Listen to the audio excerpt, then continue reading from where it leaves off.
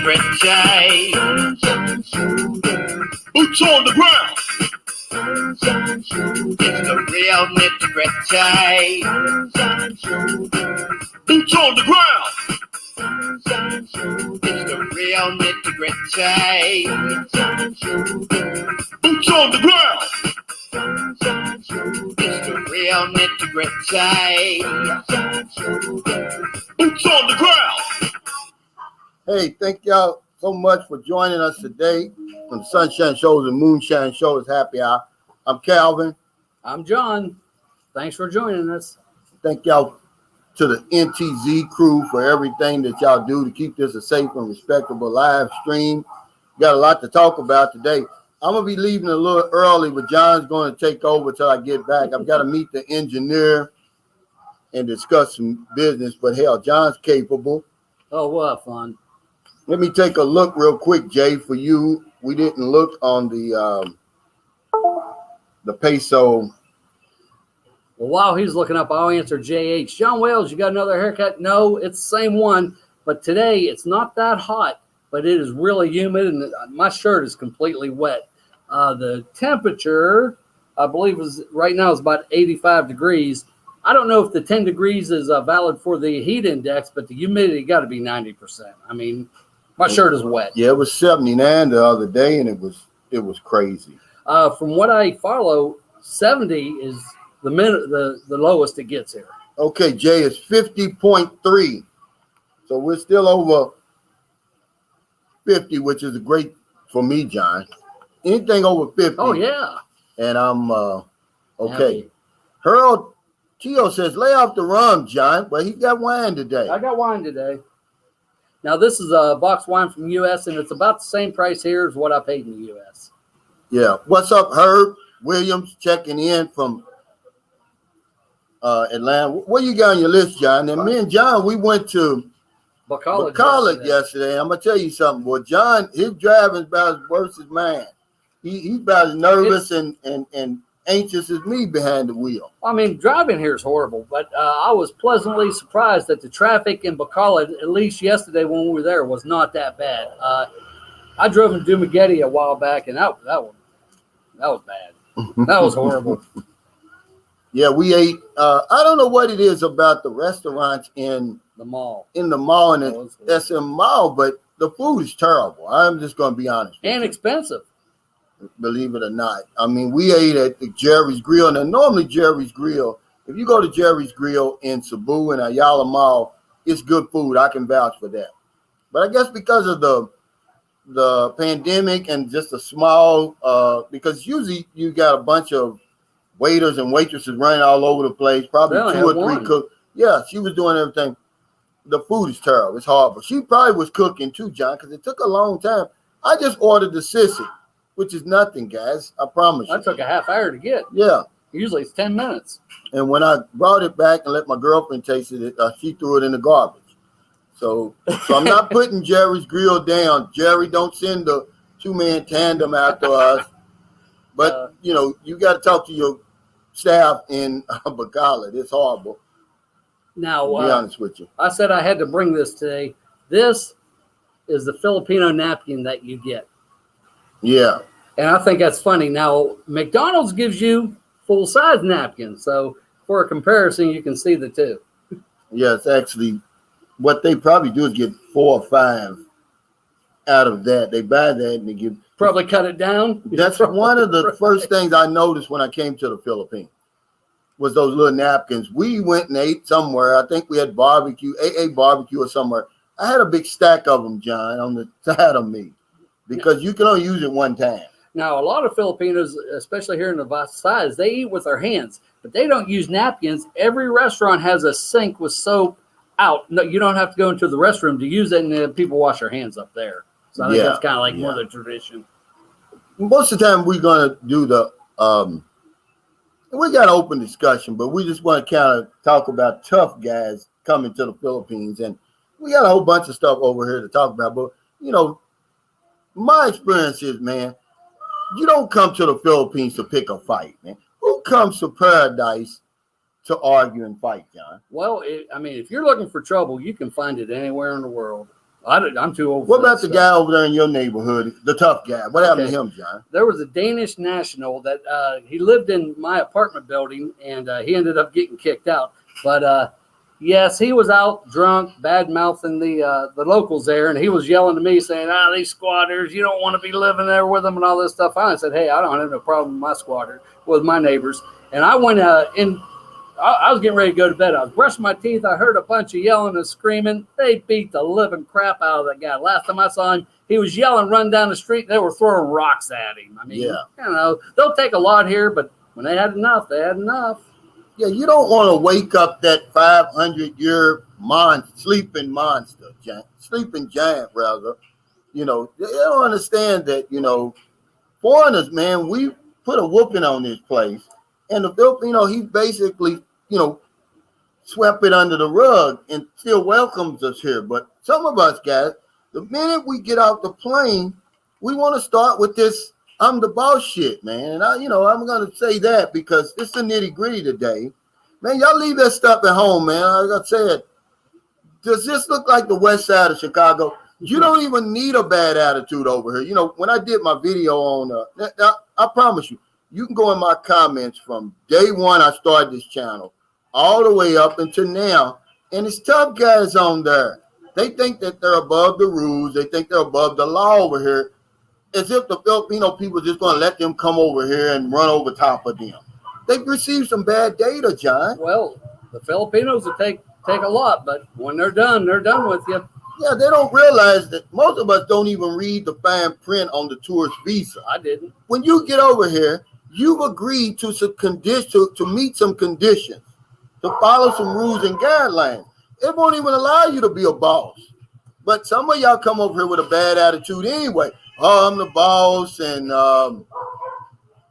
whatever I say goes, and get out of my way, you little bitty, Filipinos. I'm gonna walk all over you.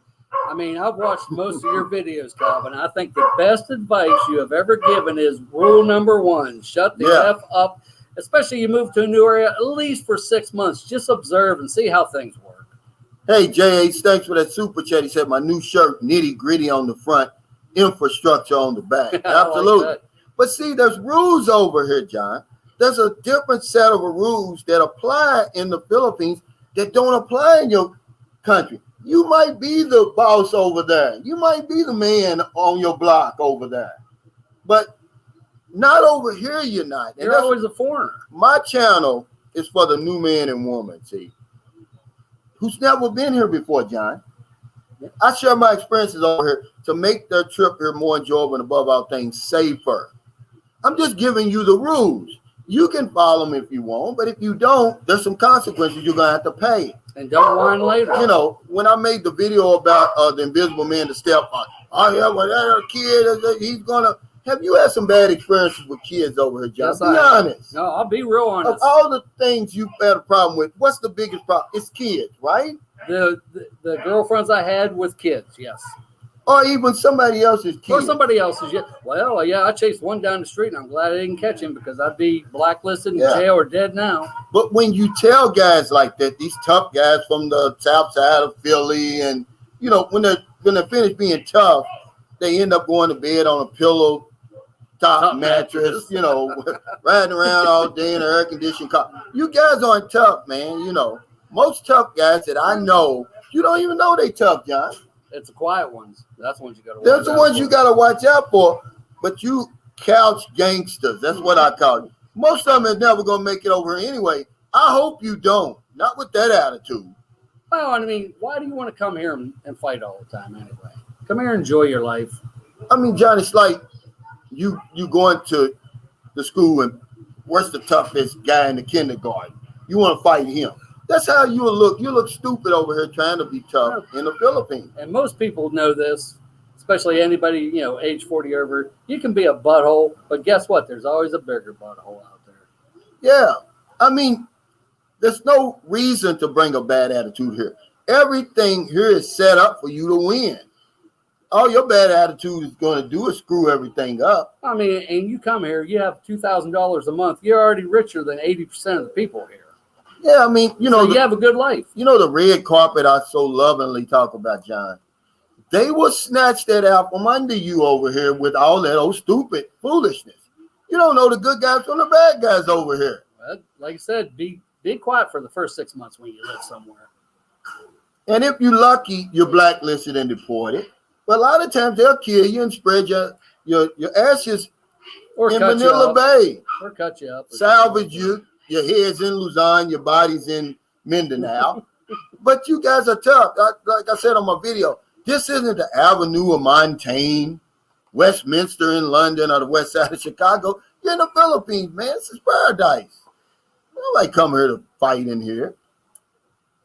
I see our regulars are on here. I see Jeff. I see Love 'em Leech on. Harold Teal. Yeah. I see Derek. Derek. We got Sam Champion on here. All the good guys. He said Moonshine needs a song too. How about Rocky Top? That's funny. Rocky Top. I love it. Yeah. Yeah. Here's Sam Champion. It's all nitty gritty here, bro. Let's see. Jay Sigsby says Philippines is a beautiful place. I was there in 2017. Been trying to get back. Then COVID came. Yeah, man. Now, on our way home from Bacali yesterday, we stopped at that waterfalls. He's got a picture of that on the community page. That picture does not do that justice at all. If you're standing there, oh my goodness, that is gorgeous. Yeah, that's what I'm saying. That's what you come to the Philippines for. And that is only, what do we figure out, 12 miles from San Carlos. Yeah, yes. But it takes you more than 10 minutes. Because of the curvy road, yes. Yeah, that's a fact. Okay, this is, no, that's not him. But Bad to the bone, liquor license. Yeah, liquor license, Moonshine show or something. Bad to the bone. Yeah, y'all got to get John what's a good theme song for John. So we'll play it next time. Joe B, John, what are you sipping on? I have some California wine. I buy the box wine. I think it's good. About the same price here as the U.S. Wow, this guy Chris Yu says I'm on my 6th shot of Patron Silver. Feeling all right. What's up, guys? Yeah, see, that's what you come over here for. This isn't the DR and this isn't Tijuana, man. We're in the Philippines. We're in paradise. I believe when I was in Mexico, I had a guy take me out to dinner there. He's wanting me to work for him down there. He had Don Patron 1942. Now, it was $50 a shot in Mexico, and this has been a few years ago, but God, that was good tequila. I could actually sip it and enjoy it. But they give you 2 shots, so it's $25 a shot. Rumpy Dude Brian says, if you're going to the Philippines to be important, you're putting a big target on your chest to read sucker. And I guarantee your partner, her family and neighbors will set you up. Or distance themselves from you. All that old arrogant foolishness, it's not required over here, man. And that's what I be trying to just share. I've been over here on and off for 12 years. Never had any problem. I'm trying to share with you what it takes to come over here and win so you don't have any problems. But you bring that old, West End of Louisville attitude over here, it's going to end bad, guys. Well, I like what Henry Walsh says. My vision is come to the Philippines to get away from, all the tough crap here. That's right. And you can get it here with no problem. People treat you well. It's not required. Why would you bring a bad attitude here? What good is it going to do, John? Yeah, we come here not to be miserable. Yeah, what's the benefit of all that? I don't get it. I see my son's on here. Hey, Dad. Hey, Calvin. Hello, son. Where is he? John W. Okay. Hey, what's going on, John W.? We was talking about you today. Yes, we were. Matty, J. Andy John said, Calvin, the house looks great. Looking forward to having a stay, but I would drop you a few bucks. It's only right. Hey, I appreciate it, man. But once we get this, I can't wait. We're going to do the security wall first, John. I would. Because, look across the street. Every place. Everywhere you go. You need that security wall, guys. Then immediately start on that guest house. I'm more excited about the guest house than I am about the regular house. I'll tell you what, though. I have not been to your new place, but just watching the videos for $20,000, I mean, that is really a nice house. See, that's what we're trying to do, John. We're trying to show them how to win. Well, I'm going to be the boss, and you got to get out of my way, you little short Filipinos. I'm going to, impose my will. Well, and I know a lot of U.S. viewers have said, "Oh, that house is too small for me." It wouldn't be for me. It'd be perfect for me. That's right. Does the family know what the Filipino wants? Well, the Filipino knows what she wants. Jack Sigsby said the Filipinos have their way of dealing with the badasses. Yeah. Yeah, they do. I've witnessed it. Just be real quiet and humble when you come over here, man, and enjoy the fruits of this place. But, I mean, after you get to know the people, like my squatter neighbors, I cut on them, they cut on me. We have a blast. Simply Acus, glad you could join us. She said, attitude, patience, and character are something you need to live in my country. Look down on people and have a bad attitude, you won't make it there. It would be wise to stay in your own country. I agree with that. Absolutely. I agree with that. But you got these young guys on here, because see, here's the thing, John. Most of the people on my channel are 45 and over, but you get these 30-somethings that think, oh, you following the rules, you a simp. The rules don't apply to me. I'm bigger than the rules. Okay, well, you better stay in Tijuana and DR and all that. Let's get his, because I know the answer to that. Wait, hold on. Let's get the Travel Mike. Thanks for that super Good to see you, chat. Michael Cosby. He said, do you think I need travel insurance for a month? Absolutely. Don't always check that box, Mike, especially in this age of COVID. Well, he's going to Nicaragua. I don't know how safe it is there. I mean, it's probably you've fine, but never been there, John. I've never been. That's what I say. I don't know. Yeah, because see, they say the same thing about the Philippines. But it's safe here. Leave that. Well, that's what the guy in Nicaragua said. And it probably is. It probably is. Don't tell people it's not safe if you've never been there. No, that's what I said. I don't know. I've never been there before. You know what we hear about Nicaragua. Now, I can tell you, I lived in Mexico. It is not safe. Ken Rock, people who come here looking for trouble will find out that the prisons are not 5-star hotels. Yeah, and like I said, that's if you're lucky, Ken. Most of the time, they end up beat to death. You don't have enough money to fly your body back to America or wherever. So then they just cremate you and sprinkle your damn ashes in Manila Bay. Who wants that? When everything, I'm talking about everything 100% is set up for you to win over here. Leave that old bullshit old attitude over there, man. This isn't the south side of Chicago. Avenue or Montaigne and all that other foolishness. Yeah, he was asking that there. I mean, I know the answer. Calvin, is the land in your girlfriend's name? Absolutely. And you'll see that today. I'm going to have because I've already spoken to immigration. If I apply for the SRRV, I can use that house as my deposit. Now, what they're going to do initially is I've got to pay the money. But then once they approve it, John, they're going to give me my money back. Now, how long that's going to take, I don't know. Well, the reason I went to Bacolod yesterday was I bought that car. They charged me $1,500 for an import fee. Then about a month later, they said, hey, we're going to get that money back for you. Well, I finally got it yesterday after 3 months. So, yeah, how long is that going to take? We don't know. But I did get the check. 3 o'clock. I said 6 o'clock to you, Calvin. I was wrong. They said at 3 o'clock the day before we were supposed to go over there, we needed all these requirements. And we did. We only had one of them out of the 6. So we spent all day Wednesday getting the stuff. The paperwork here is something else. That's all I'll say. Yeah. I tried, we were in the mall and there were some beautiful sights there. But remember, guys, you got to respect people's privacy here. You can't just put these women on a video really without their consent, John. You can't do it. I wouldn't want somebody, doing that to me, but that's coming, guys. I promise you, when they open up the Philippines and I can walk down Boracay Beach. And they don't all have masks on. Yeah, I can do that. And you get just an eyeful. If you want, we'll talk about the shyness of the young Philippine girls here, which I actually think is very sexy.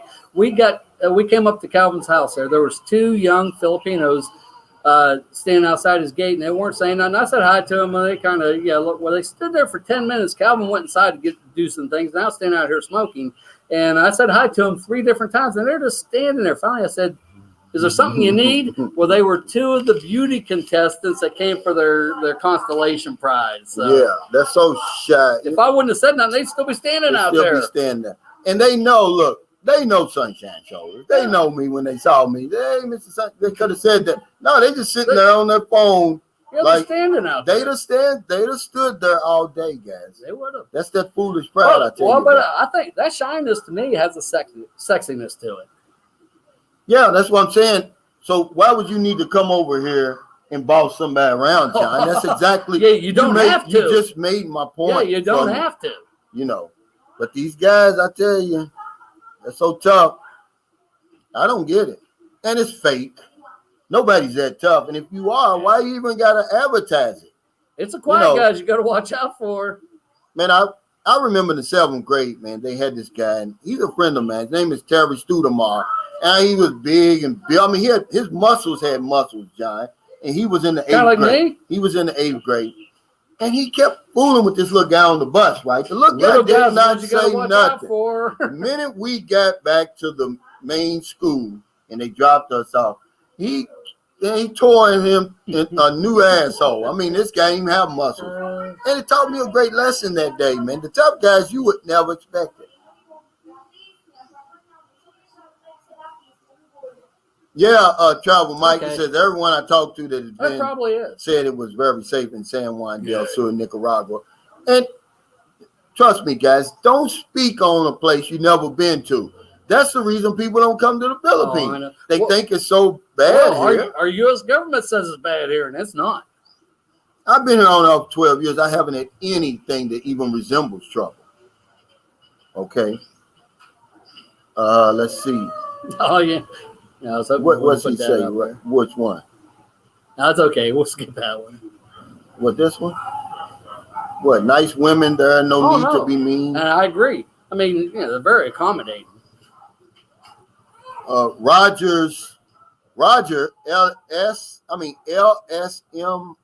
vlog said, be humble and respect. That's the most important. Then you can get respect from them as well. And like I say, after you get to know the Filipinos, they have a great sense of humor. I mean, there's no nothing sacred here. They'll cut on each other for any little thing. Yeah, this is embarrassing, guys. Thanks, Jason. See, we can't see it in Streamline. He said 200 people in here and only 20 thumbs up. What the hell? Absolutely, guys. Come on. Yeah, I know sometimes people forget to hit the thumbs up, but that helps us, guys. It keeps us in the algorithm and everything. Let's talk. You want to talk about that tricycle driver for a minute? Because I thought that was interesting. The tricycle driver that we rode from McDonald's to here was a neighbor of mine. So Calvin asked him, how much does it cost you to rent your tricycle every day? Every day. Well, he has to pay 300 pesos for the day. They only get 10 pesos per ride. Yeah. So these guys, oh my goodness. By the end of the week, they're way behind. You'd have to work from sun up to sundown. And I'm sure he does. You know, to imagine that though, John. How many people is that? 30? You got to give 30 rides just to make your rent. And it would be okay if you would only show in town. But there's about 300 of them here in San Carlos alone. That's right. Now, this particular neighbor of mine, he was a serious bus driver, but when the pandemic came, they cut the bus schedule down. So, of course, he's not going to stand around. He went and, started renting a tricycle. Yeah. And see, that's the thing about Rick. He showed up again yesterday. And I'm not putting Rick down. I'm just saying that I've got a lot of respect for tricycle drivers and pedicab drivers. Especially the ones that are out there hustling.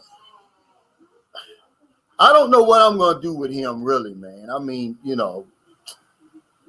Now, back to these pedicab drivers, that's the bicycle. My neighbors, they start drinking that Kafulu wine at 6:30 in the morning, but they're out there all day. That's why I always give them an extra tip, John, because they're out there hustling.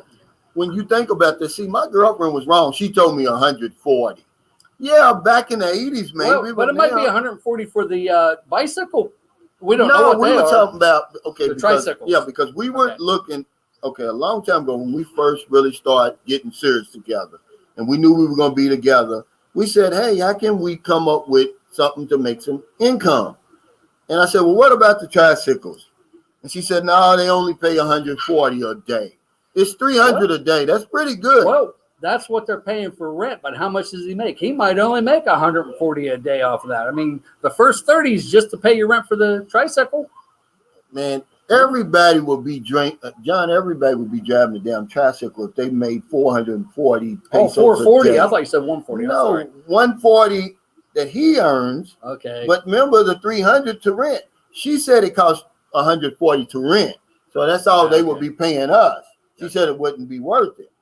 But if you had 3 or 4 tricycles, which is not hard to do, and you had 4 good hustlers out there, that's $1,200 a day. I love the China said I have a friend who always used to think I wouldn't make it back to the USA alive. He got old after 4 or 5 trips to the Philippines. Yeah. And see, you made my point. That's what I'm saying, guys. Let's not discourage people from using these passports. If you've never been to a place, don't say, oh, it's dangerous. Man, the propaganda in America is so thick, I promise you guys. You won't want to leave your couch if you believe half the shit they say. But I love Leechon. I had a Filipino from northern Luzon in the U.S. tell me I was going to Southern Lake. She goes, they're terrorists there. They'll cut your head off. So it's even the Filipinos that'll say that. Yeah, but the Filipinos is because they've never been anywhere, John. That's right. They don't go anywhere. That's right. They very seldom even leave their barangay. I promise you that. And that's why when people say, oh, well, bring her to your country to show her a new life. You can show her a new life here. She's never been anywhere. Yes. And when y'all was talking about, hey, John, go visit Malaysia, go visit Thailand, he's got so much of the Philippines to see first. Oh, it's so many places, man. I mean, yesterday, what we saw just traveling 12 miles away, I mean, and there's so much more. Nifty. I want to see the volcano and Candlelawn. Joe B. Yes. For the millionth time, guys, does the million pesos include that? Absolutely. And the reason I keep saying that, Joe B., and I'm not picking on you, is because Joe B is good. It depends on where you build your house. Yes. I want to make the point that if you got $1 million pesos, $20,000, that's a lot of money over here. You can build a house and lot. You can have a lot and build a house on it over here. I mean, they do it all the time for a lot less than that. But the houses aren't as nice as yours either. But I'm saying if you take $1 million pesos in where your girlfriend lives, oh yeah, do you think y'all could build a nice house just like that? Well, but the problem there, they're all squatters. They don't own the land, so right. you know. Yeah, but I'm saying, John, as far as in that Valley Hermosa, the land's not as expensive there as it is here. Now there is a guy I know down there. I've not been to his house. I think he said he has 16,000 in his house. It really looks nice, but I've never been there yet. Well, I'm. Wait. This is about where I am, Buffalo Dan. He says, I think it's time to cut the cord with Rick. The money he is making is going to whatever habit those two have. And I was thinking that. Now, John's girlfriend said, hey, they're crazy. I said, no, they're not crazy. I'm sorry. Look, I was a drug addict for many, many years. When you start coming up with the stories that they're coming up with to get money from me, something else is going on. Crazy people can't think of those type of stories. And I agree with Calvin. Now, my girlfriend watched the video with Rick and his wife, and she thought, they're mentally, there's something wrong with them. But she's a very naive province girl. Me and Calvin have been around a little bit. I agree with Calvin. I'm doing it for the kids. I'm not doing it for Rick. If I was doing it for Rick and his wife, they would still be over there. Under that tree. And I'm going to offer up just a little bit of argument. Yes, for the kids, but all you're giving those kids is a decent place to live. I mean, even if you give them diapers, are they going out and selling those diapers? You don't know. You know? Well, see, here's the thing, though, John. You don't know. Once it leaves my hands, it's no longer my business. And you can sleep good at night. Okay. I've done my job. See, that's the way I look at it because. But that's the reason why that's why I help people indiscriminately, normally. Yeah. See, one guy says, Calvin, you should have gave them 100 pesos and kept going. I would have done that if I didn't see those little kids. It's the same with Donna. We was going over there, guys. Look, we had 1,200 pesos worth of groceries when we were going to Donna's house. It was so bad. My girlfriend, who's from the Philippines, broke down and cried. It was so bad over there. I believe that. So imagine what it did to me. But from now on, I'm just spinning the wheel, man. I'm sorry, guys. You know, it's just how it is because it gets deeper and deeper. You go down a rabbit hole with a lot of these situations. You don't know. But I mean, your heart's in the right place and you're doing your best you can. That's all. That's right. Cherry Hunter, he said they smoking Batu. You mean Shabu? I've never heard of Batu. What's Batu? What is that? Idea. How much a diaper's going for? Let's see. What did he say? Yeah, how much a diaper's going for? It's usually about 200 and something pesos for what the it can is? we buy them. Moonshine. Are you going to build a house there someday? Yes. If so, where? I don't know where yet. My original plan was to come to San Carlos for 6 or 7 months, go move somewhere, move around different spots, and find out where I want to settle. But COVID came and screwed all that up. Now, my girlfriend is really gung-ho on getting closer to Dumaguete, not because, well, she has two sisters and a brother, but because she believes the healthcare there is better for me. So she'd like to get close to that. And she's probably right, because I'll be honest with you, I have not been impressed with the healthcare here. I mean, if I have a heart attack, I'm going to die. Well, see, okay, let's talk about something. I'm glad you brought that up. Okay, we're going to talk about, and I made a video about this, the most dangerous place in the Philippines, everybody. If you don't hear nothing else I say, it's on the road. Yes. Okay. In the last 2 months, less really, she couldn't really remember if the first accident was in July or August. She's had 3 close friends I'm talking about, that have been seriously injured in motorcycle accidents. One guy was killed. One lady now is in very serious condition in Bacolod. They flew her from, well, not flew her, but ambulance from here to Bacolod. And believe me, that's a big deal if they do that here. Yeah, and then one friend was in serious condition. She's since recovered. In just the last, let's say, month and a half, guys, it's very, very bad here. That's the only time me and her really go Tom and Jerry back and forth, is when I get behind that motorcycle. I look, slow your ass down. If you want to die, you go ahead and die. I got some years left. They drive like a bat out of hell over here, man. If I can add, wasn't Maryland in a bad accident Maryland was too? in 2 bad accidents. 2, okay. Not just one, but it seems like, it's like that peculiar mental twist. The minute they get well, they forget that they were in the bad accident. I mean, the accident she was in, she's lucky to be alive. Her cousin got killed in that accident. And the worst part is, motorcycles is not the number one death contributor on the roads. It's walking. Bicycles are next, then motorcycles. Yeah, but just I wouldn't get on one. Period. I agree. We come over here thinking, oh, well, the rebels and drugs. No, you get up behind that wheel of anything over here, and your life is in jeopardy. The 3 or 4 months I've been driving, I've already seen 2 motorcycle accidents. One was at night, 2 motorcycles, neither one with their headlights on, hit each other. Who is Pumpkin Joe's talking to? He says his girlfriend is incredibly tall. We felt like children next to her, but her frame suits her well. What are you talking about, Pumpkin Joe? If it's his wife, she's not that tall. No, he's talking about somebody else. His girlfriend, he said. Oh, okay. I got you. I sound like a broken record, John. Yeah, that's okay. We got a lot of new people on here. No, I don't know that he's been here before. He's been here, okay. Yeah. Okay. That was Oscar, everything. Yeah. It just, it just depends. See, if I tell you something like, hey, I paid, 5,000 pesos for the lot, right? And then you come over here and you looking for a comparable lot for 5,000, you can't find it. You're going to say, damn Calvin, he lied to me. It depends on where you live.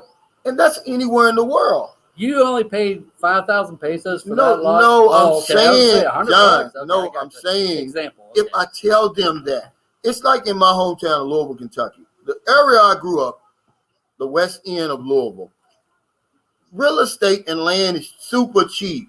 Now, if you go out on Hurstbourne Lane and places like that, East Louisville, River Road, you're going to pay a whole lot more, guys. It's all over the place here. It doesn't make sense for me to tell you, because even if you buy in Luzon, it's going to be more expensive than in Cebu, than in San Carlos, than in Mindanao. I'm sure Cebu's a lot more in here. It just depends on where you're going to live, guys. Y'all keep asking me this question. I'm just trying to be honest with you, guys. I'm not trying to be mean. I mean that, Oscar. But it just depends on where you live. That's all I'm saying. Jay said, Calvin, consider the light bulbs for your outside lights. Every little bit helps when fighting mosquitoes. Yeah. I think I'm going to have a problem because of all that grass and all that damp water around, when it rains. I don't notice the mosquitoes being that bad here now. I go to my wife's fishing village; they're horrible there. But up here, I'm don't saying get over that. there where I am. I don't. John. Yeah, I don't know. It was It's like up grass over there, and it's damp every time. there. It Standing rains. water. Over Might here, be it's mostly concrete. Over where you live, it's concrete. Yeah. There's no mosquitoes. Well, but we have that drainage ditch for the sewer right beside my place. I figured, but like I said, I don't get mosquitoes that bad.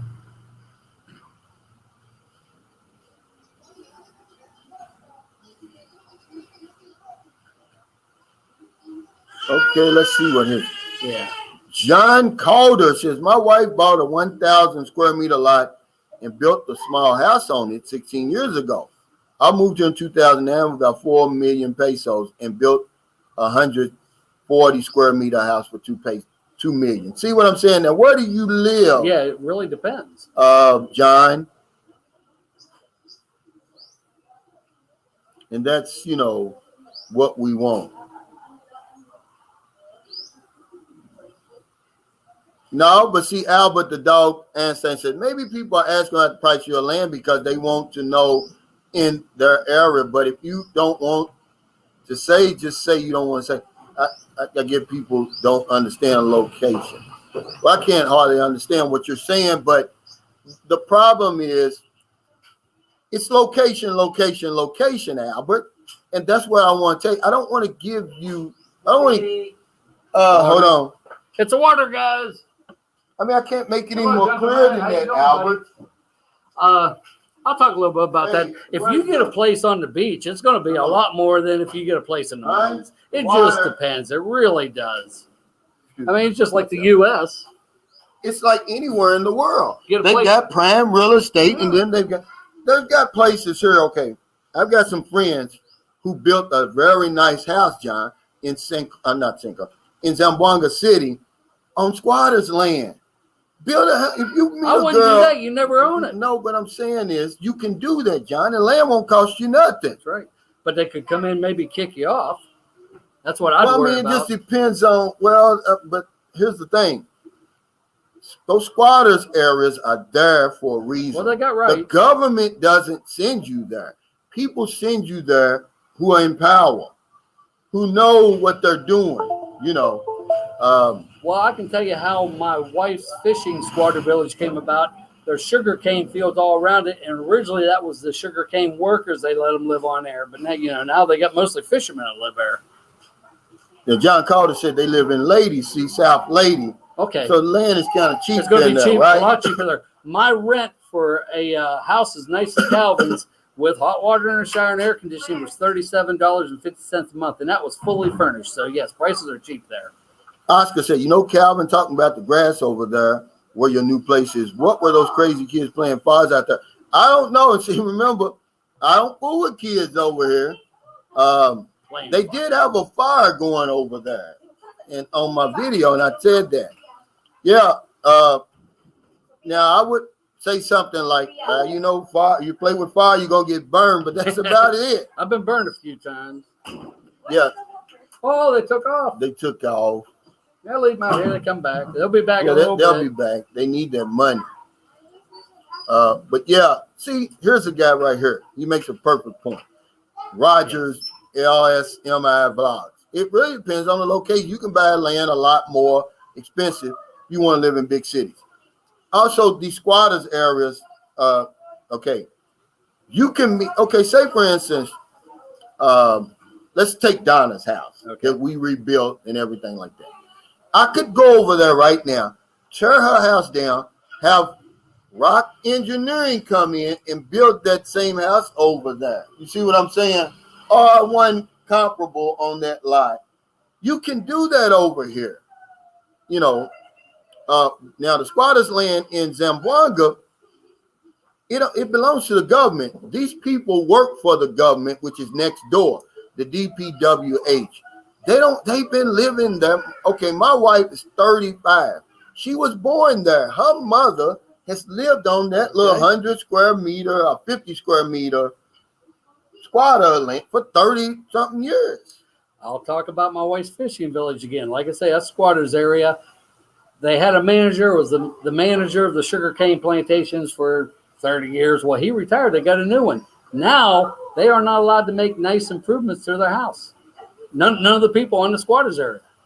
Ricky Goodman said, just saw on the news 3 kids got shot at a bus stop in Louisville. Well, I saw that. Somebody sent me the link. I think one of them died. But that's what I'm saying, Yeah, and I have not heard of any of that here. Pumpkin Joe's Philippine Experience says, oh no, retired. I mean, some portion of the interview video with Vagabond Awake was unplayable, and he had to use filler video. I don't think the interview got the views it would have otherwise. What was it? What are you talking about? I don't know. They've lost me. Yeah. It's their own conversation. Yeah, they got a private one going. William Pope says, your house would cost to build in the U.S. be 200 or 250 a square foot. Probably. Good job. Outstanding. Yeah. Thank you. My point of doing these updates and bringing you with me step by step, guys. Don't miss this. I promise, ladies and gentlemen, it's to show you what's possible over here. It's not for you to nitpick on me about, well, how much do you pay for this? How much you pay for that?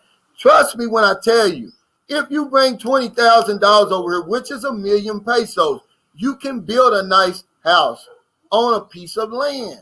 I promise you that. What do you think that'd be compatible with in U.S. dollars? 20,000. Do you think it'd be 500,000, 250,000? No, that million pesos would be like having $1 million. Think it'd be that much? Okay. For me and you, John, for the masses over there, it's the same. I promise you. I can't even count on my hands. Well, I know the engineer now, so I know one. I can't count on my hands. I've been over here for 12 years. Any normal Filipino that's had 1 million pesos. Oh, me either. I mean, that's just like I say, $1 million to us. It's $1 million. It's the same thing. All you have to do is go peso to dollar. That's why I was telling you guys on one of my videos when I say, when you're talking about sending money over here to a woman, if you want to determine how much you should send, if you send 10,000 pesos to her, it's like you giving a woman in America $10,000. I'm not talking about the exchange rate. I'm talking about the prospect of her coming up with 10,000 at one time. Zero is the same as a normal woman in America, a person trying to come up with $10,000. It's the same. 1 million pesos over here carries a lot of weight. Well, heck yeah. In your mind, you're thinking, 20,000, that's not a lot. Well, it's a different set of rules over here. I've been trying to tell y'all that since day one. The rent on my apartment was 7,000 pesos. Nobody could afford it. Now, they got it down to 5,500 pesos. Well, of course, we got like 4 and 5 and 6 people chipping in so they can afford the apartments, and they're all full. Yeah. See, that's exactly what I'm saying. Well, Smoky Mountain Model says, when will there ever be enough to curb gun violence? Well, that's another argument. That's like the abortion argument. That argument will never end because there's already too many guns on the street. Even if they outlaw guns right now, it doesn't matter. It's too late. You got what? How many millions of guns did they say is on the streets in America? Something like 300 million or something. But why is the U.S. so screwed up like that? Because in Switzerland at one time, every man was in the army, had a fully automatic weapon in his home with ammunition. They don't have no murders every year. But in the U.S., we're crazy. I don't know what the deal is. It has a lot to do with our culture. It has a lot to do, because when I was in the Navy, they asked us a question, John. They said, now, this is when we did our gun training. They got all these weapons on the table. We're all around the table. They said, show them which weapon on that table will kill somebody. And we said, oh, yeah, the gun, the knife. No. Those weapons won't kill at all. It's a person who picks up the damn weapon and uses it. It's something going on over there in our thinking, man, that causes us to do all of that shooting. That's the solution. Well, I kind of shoot your ass. I kind of think because they give us so much media attention, that gets other people doing it. Maybe if they just kept it quiet, it wouldn't be as bad. I think you got something going there. That's the reason why you don't see a whole lot of news coverage for suicides. You never see that. It's an unwritten agreement over there that the police says don't cover these suicides because it triggers copycats. Okay. See, and that's the thing. I believe you're right about It may that. be. What do you think with these school shootings, man? Why do you think it was happening so much? And also, when they report that to me, they say the shooter. Why don't they say the lunatic? You know? Who his name? Yeah. Whoever it was. But see, they're not always crazy, John. Well, or the nut that went and killed these or something. It just depends something. on who does the shooting. If I shoot somebody in America, I'm a thug. If you shoot somebody in America, you're crazy. Like, what's the point, man? Something's going on over there. Hey, Brasilero Shelton, thanks for that super chat. He said, Cali Cal. John, hey there. Hello to the Sunshine Show. Good to see you back. Thank you, brother, for that super chat. Good to see you back. But see, that's the thing over here in the Philippines. You don't see those school shootings. Never. And they've got just as many weapons. They might have more. Second to America as far as gun deaths in the whole world. But, it's just different circumstances. Okay, who is this? Hey, Arvo Hedrick, thanks for that super chat. He said, here in Central Luzon, I can find great lots cheap, but they are prone to flooding. See, you make a perfect. You have to do your research, even to the point of checking seismic maps for volcanic vents in the area.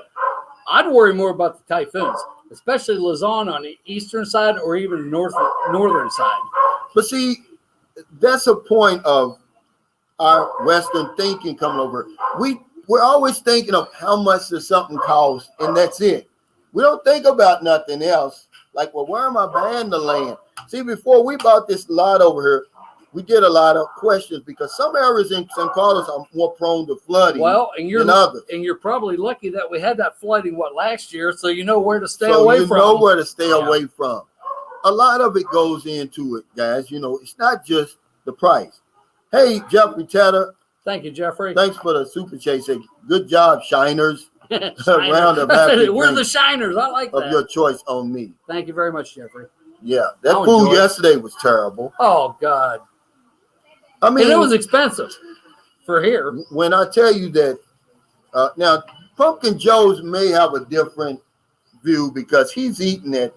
It's delicious.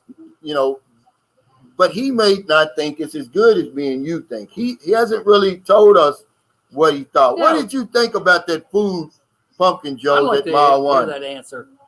Of course, he's down near Dumaguete. I'm sure they have good restaurants down there. Let's see. It's just so simple in America. He said, regarding flooding, just get a good sunpot. Yeah, but if it's waist deep. Yeah. And then all over the damn. I'm talking about the whole. And we're not picking on you, Yusuf. No, he's a good viewer. We're saying that when we're talking about flooding, we're not talking about in your basement. We're talking about in your barangay. Everybody's under the water. And some pump's not going to do too much. But we don't get that flooding here that often. My wife said in her village only one time in 28 years it flooded, but it was up to her waist, so that's going to ruin everything. No, Pumpkin Joe's. We're talking about Mayawani here. Mayawani, when you came here and we had lunch. Simply Aka says, Smokey, we had a project for it, which mini single apartment. That land, according to the builder, we can build 10 mini houses on it. Oh, okay. I bought that little boy some candy yesterday. He's so happy. And that's the thing. Filipinos here, if you do even the littlest thing for them, they really appreciate it. They really do. Jay says the U.S. would focus more on education. I go for that. Fake personal freedom. I go for that. We would have a better country. Well, it just depends on what type of education, though. Because remember, we've got education. But what are you teaching us over there, JH? That's all I'm saying. Well, but I think the U.S. needs to instill that education's really important. But it just depends on what type of education. John, okay, listen. I've got friends. I've got a brother who has a PhD. Really? He's a doctor. Well, yeah, why would you go through all of that schooling, but then the minute you step outside the college, you're begging somebody else for a job? What kind of damn education is that? Explain that to me. Well, I think the U.S. needs to focus more on trades. I really do. I mean, plumbers make good money. Yeah, I mean, that would be something, but I'm saying what type of education? Henry Ford said, well, not Henry Ford, but education. If you look up it comes from the Latin root educo, means to draw out of you. But in America, draw out of you what's already in you. In America, we think it's if I give you a test, if I give you some information, John, and then you spit it back at me, that's education. That's not education. That's why I tell my kids, they get hard, got all straight A's, and That's good. these companies aren't looking for that though. Can you solve do you have any critical thinking? Can you solve any problem? Yeah. We don't want to know that you got an A in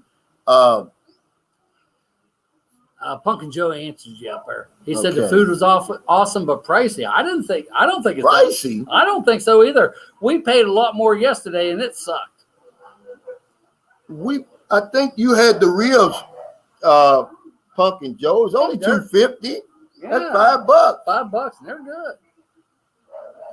He said, but since you paid for it. Yeah, that always makes it taste better. But I mean,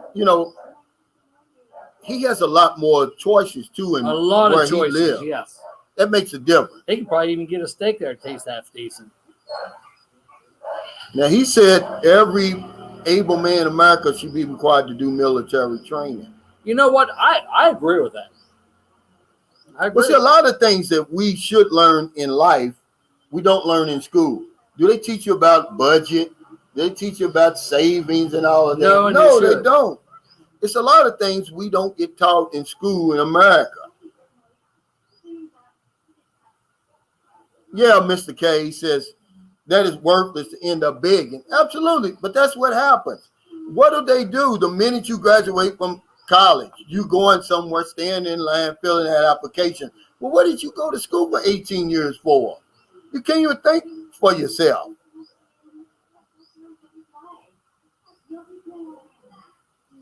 J.H. said, Calvin, we don't teach the real basics. See, I just said that. Personal finance, how to cook, real life skills. And I think that's what we need to do. But they'll say, oh, well, you're supposed to learn that at home. Well, what if my parents didn't learn that, John? Or you don't have parents, or they work 10 hours a day each. I agree. Grumpy Dude Brand said, I know exactly what you were implying, Ty, is why I corrected you. Yeah. $1 million has the buying power when most of it feels like about 100,000 K. Well, you missed what Ty said. Ty said, I like you guys, but you're dense sometimes. And as far as the buying power, I'm telling you though, 1 million pesos here is like $1 million in the US. Yeah. It's not. We're not talking about buying power. I'm not talking about the exchange rate. How much we're getting here? I'm talking about the chances of a regular Filipino over here having $1 million pesos in his hand is about the same chances as somebody in America having $1 million in their hand. The average wage is $250 a month. That's a lot of damn money, man. And I can't even count on my hands over 12 years the masses I run across that's had $1 million in their pocket. Don't you know the average savings that the Filipinos, who by the way have a checking account or savings account, it's less than 5,000 pesos. Okay.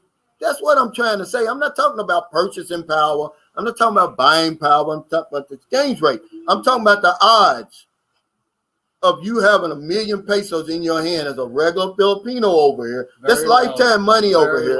It's the same odds as if a regular guy in the hood or somewhere in America to have $1 million in their hand. That's what I'm talking about. You come over here and you're going to see it.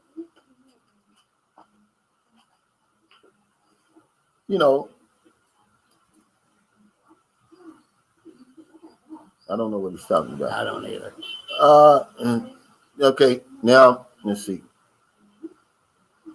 Ty Cromwell says, you guys, even Calvin doesn't understand my point. No, but see, but I'm saying that was my point. I'm not talking about buying power. I'm really kind of disappointed we're not seeing Cess on here today. But she's on here. She's on here, Cess. I thought you did a great job on the live stream. I love the Tuesday panel. I think it's great. Yeah. Good morning, There Cess. she is. Now, I would just like more Filipinos to be more realistic. Go up front on your own channel and say what you're saying on my channel. Don't hide behind me. When Seth, if you go back and watch this panel, she dropped some gems. Yes, she did. If you go back and you listen, she said a few things. She said, my mother encouraged me to date a foreigner. That's powerful to me. But what she said on her own channel, she said this. She said, I don't like when men come and throw money at me with all that and being arrogant and all of that. I said that on the channel. I said on the blog before. She said, I had a job before I met you. It's a lot of things. You go back and listen to her, man. You're going to learn a lot. I thought she did a great job. Only from Filipinos are you going to learn that type of stuff. If they will get over their shyness. Now, I'll be real honest with you. On Tuesday's live stream, the panel, my wife was saying, well, I don't agree with that. I said, well, why don't you get on here? Calvin will put you on. I'm too shy. Yeah, but she said some stuff, man. If you go back great. and if you listen, but she would never say it on her channel because she's got this, she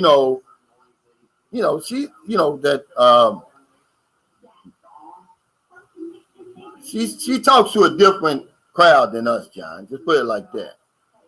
Hey, E. McBee. Thank you, buddy. Thanks for the super chat. He said, thanks for all the information. E. McBee. That's a good name. I appreciate anything anybody can gain from my experiences here. If it helps you, that's all I'm after. Well, see, that's the whole point of the channel, John. Try to help somebody. To argue with people on her. Even if you got some information, we want it. So we can put it out there. So when the guy comes over here, he doesn't get blindsided. If it saves one mistake, it's worth it. Yeah, my mistakes have become, my lessons that I give to you guys and say, hey, everybody comes over here. Both of us want you to succeed and have a good time here. And it's all set up for you to succeed. But if you come over here like, well, the rules don't apply to me. You're going to have problems. I mean, I was so disappointed in James Lyons the other day. No matter what we told him, he just was going to bring that Louisiana attitude with him. And I'm like, man, it's not going to serve you well over here, bro. Well, he's a good man. I like James, but I'm saying when you get people like that, they just aren't going to let stuff go. Somebody steps on your feet over here, okay, man, you say, I'm sorry, and just keep on going. Don't make a big deal out of it. That's all I'm saying. Kona Ranger says, he's a good man. Tony Romo's rib cost you $16.50. Wow. We're in the province. We got a McDonald's, 2 Jollibees, a Mang Inasal, and a Chow King. That's all we got. Seth Charles Vlog says, how's Bacala? Lovely pictures of the waterfall. Oh, that was gorgeous. I like Bacala just to visit there because I like the city. I grew up in the city, and when you get stuck in San Carlos all the time and all you see is just, the beautiful waterfalls and stuff like that. Sometimes I like to see the nitty gritty. I like to see the tight jeans and short shorts and, when people acting a damn fool. Now, that's where me and Calvin differ a little bit. I grew up in the mountains of West Virginia. I don't like cities. Because I'd never lived there, maybe outside so I could go in. Yeah, I like the city, but not to live anymore. But I like to go there and just see the hustle bustle, from a distance. I don't want to be part of it, John. But I like looking at that. People coming to and fro and all that. I like that. Thanks for those pictures of the waterfalls. But the Philippines, there's no other place that can offer the combination of beauty and cost of living like the Philippines. There's more once-in-a-lifetime destinations here than any place I've ever been. I've been around the planet. I mean, the U.S. also has them, but you have to really travel a long way. Yeah, but I'm talking about the cost of living. Oh, cost of living. When you put them both together. Not even close. It's not even close. Yeah. But Brasilero Shelton said, Cal, how did you immigrate? Yeah.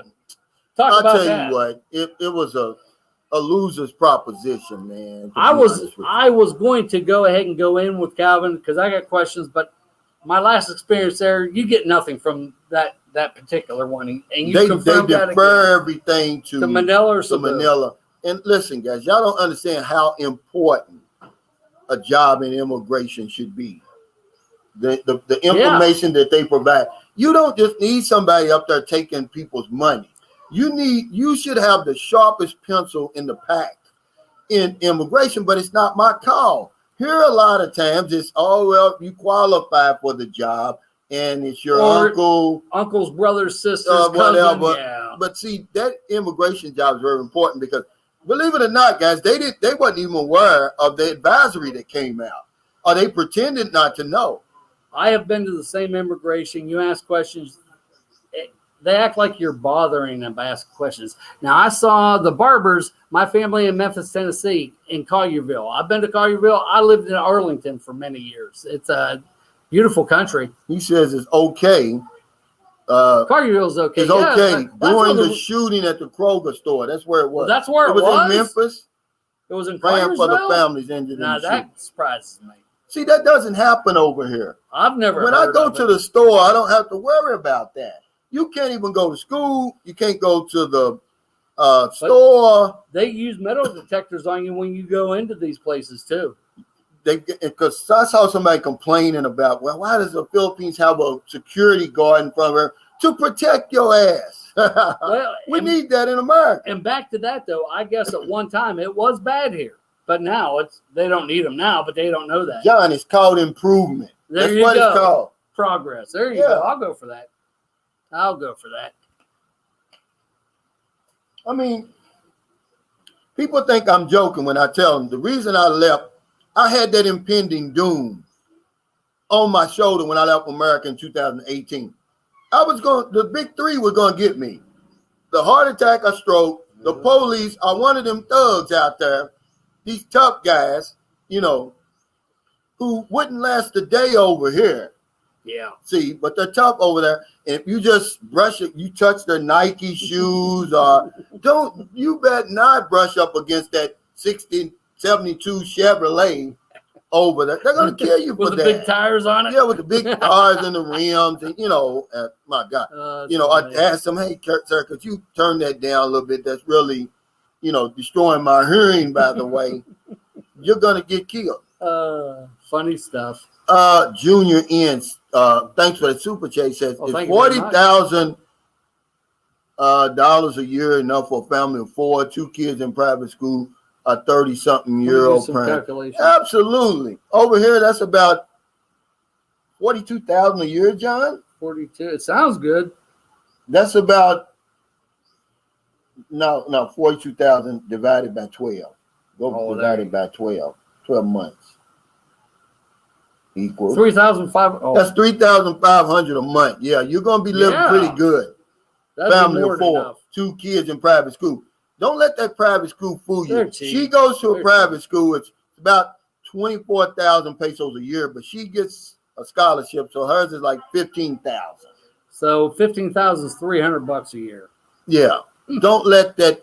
See, that stuff sounds. When you in America, it's going to cost you. And like you talk about your house, $1 million pesos. It's $20,000. It's like apples and oranges, guys. You can't compare. 42,000 is a lot of money over here a year. Yeah, $3,500 a month. I spend $1,750 a month, and I live good. Yeah. Brasilero, he said, oh, damn. Yeah. They don't understand. But see, remember, Jason Flynn, thank you, buddy. We're in the Philippines, guys. The rules are different here. I'm telling you from an American point of view, if I'm going to staff my immigration, it's going to be the sharpest pencils in the pack. When you come there, I don't care if it's a satellite office. You're going to be able to at least get your questions answered.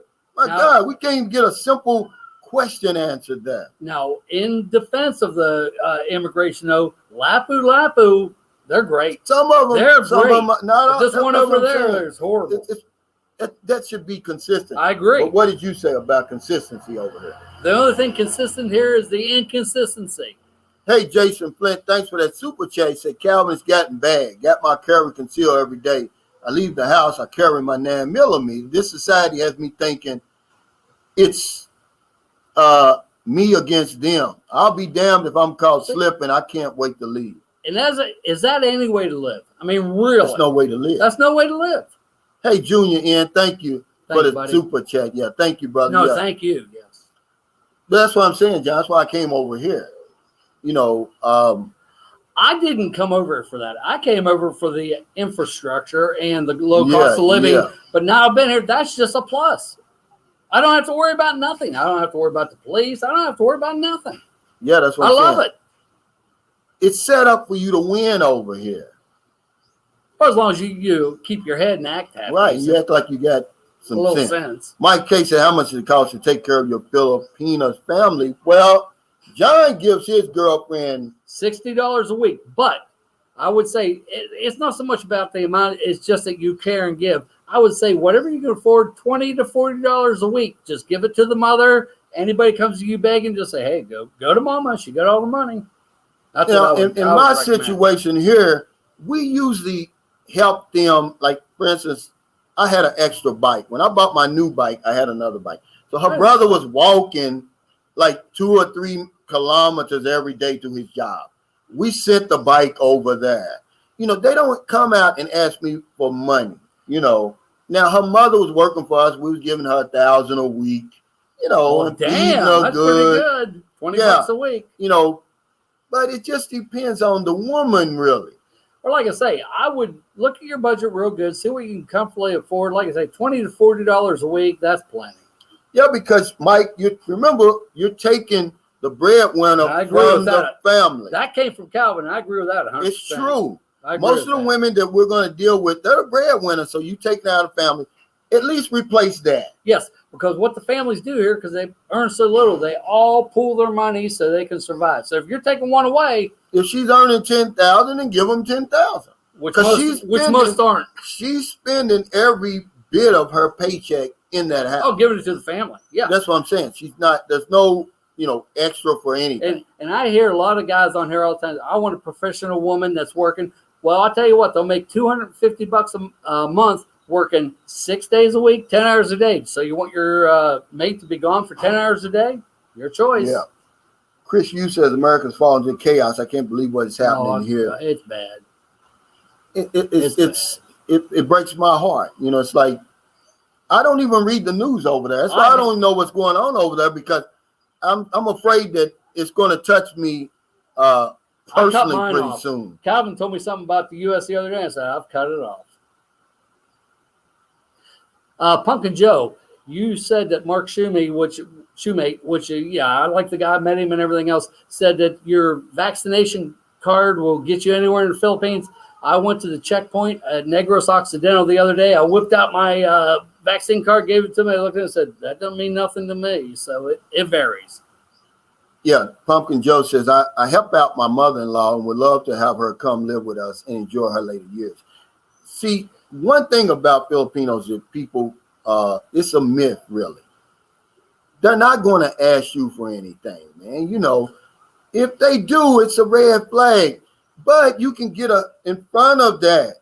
You done been over the house. You see that they've got the dirty kitchen. They're sleeping on the ground. Bamboo. The father ain't worked in years. And you got extra money. Take them $5,000 or $6,000 over there, man. It's nothing. I'm going to say, Pumpkin Joe, you move in your mother-in-law, you're set for life. You can do anything, and you are going to be loved.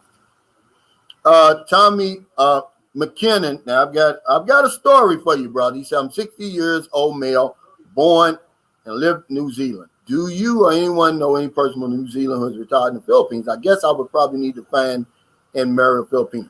Okay. Her brother's girlfriend is dating a Filipino. Let me finish it, John. He's married. Her brother has a girlfriend, Filipino. She has a New Zealand boyfriend who comes over here 2 weeks out of the year. But when he comes over here, the brother has to leave the house for 2 weeks, and the New Zealand has his run of the place. Now, he built the room that they stay in now. So, yeah. I would like to That's the only one from New Zealand. Well, I would like to add to that. Calvin's neighbor is from Australia. New Zealand, Australia, very close, geographically. How old do you think he is, your neighbor there? He said he's in the 70s. He's in his 70s. He has a 30-year-old wife, and I tell you what, I saw her walk by. Looks pretty good. She's a tenderoni. Hey, Grumpy Dude Brand, thanks for the super chat. Said, Calvin, you and John have coffee on me Thank you, buddy. next week. You can buy mine when I make it to St. Carlos. Can I have a Tangle Y? Hey, well, look, guys, I'm going to come back, but I'm he's giving it to me. Let me pee first. Okay, I'm going to let John. Oh, my goodness. Push it out, John. That's good. Now, don't, John, don't get too crazy, okay? Because I know you've had a few. If he says anything, make me cringe. Travel Mike, thanks for the super chat. Says, after I got married, my ex wanted me to sponsor 2 of her brothers and mom and dad. I'm not about all that.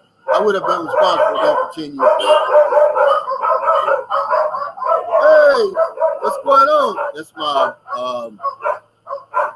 garbage guys.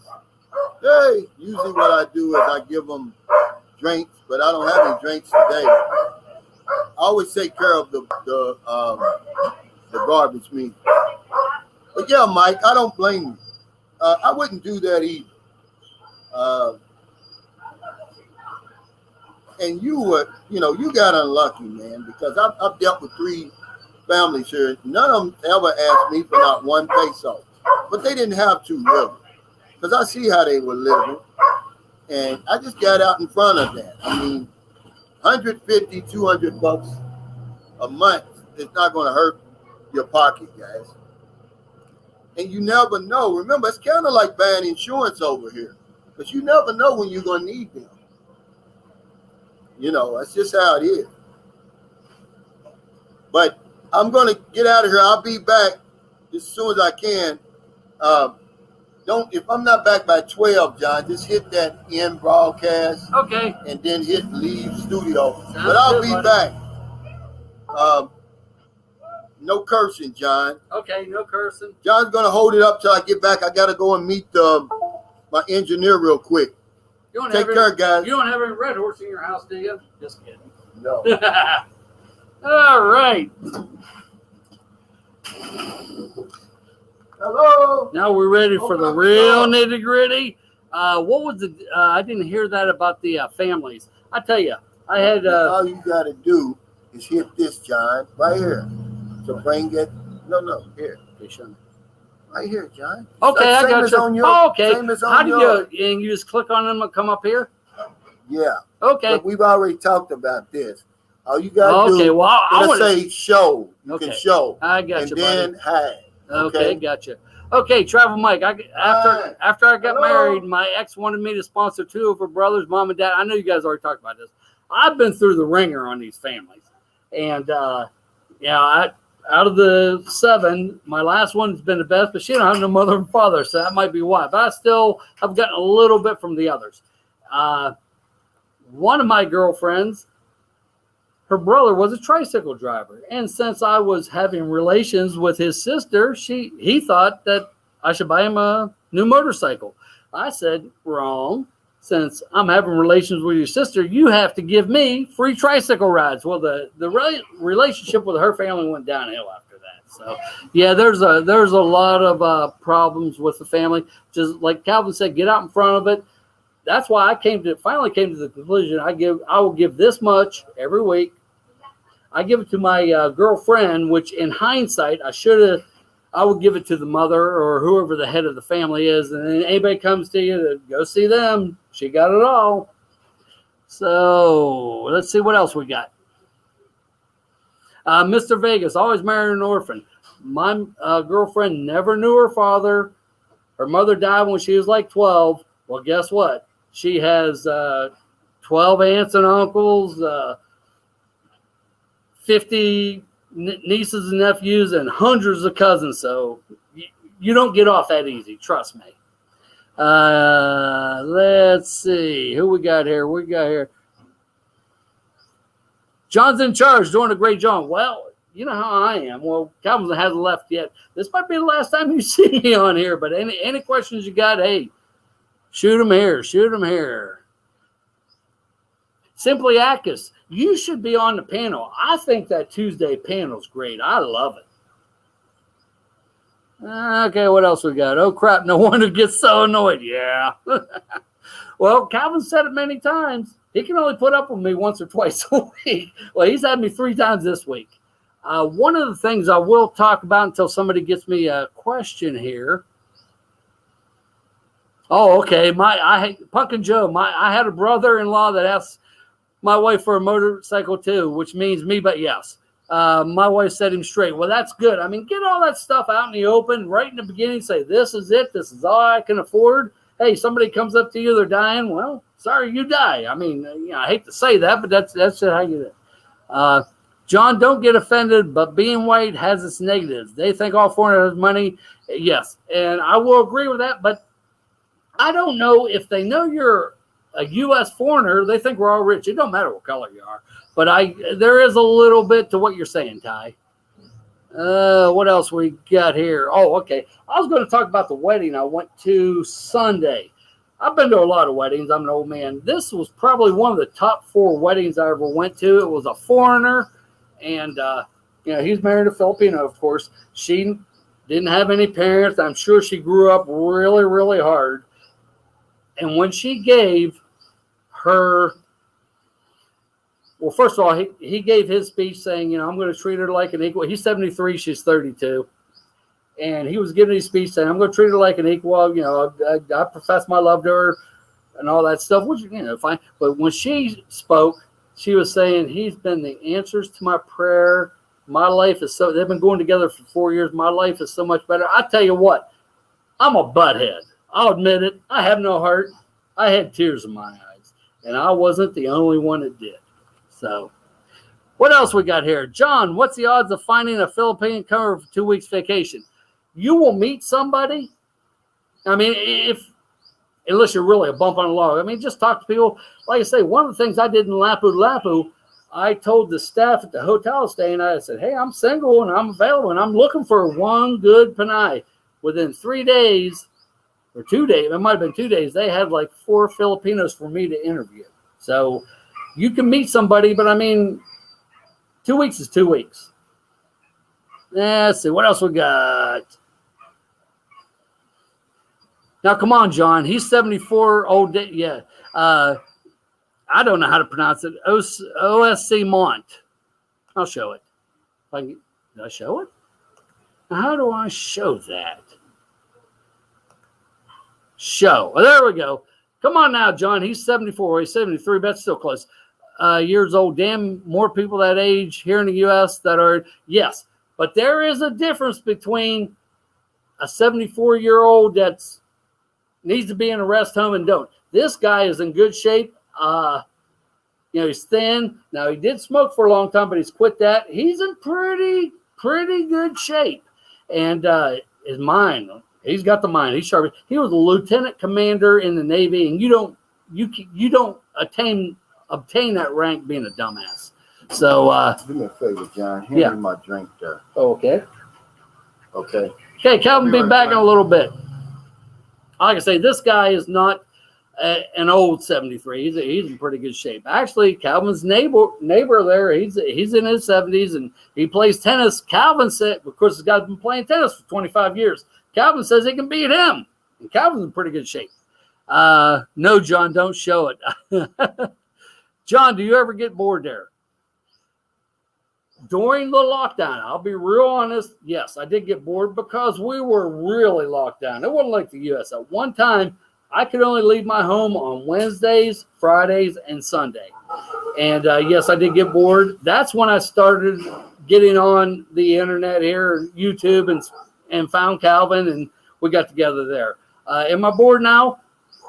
I would be, but I got the car. And with the car, because the buses aren't running, yes, I can get around now, and I love it. I love it.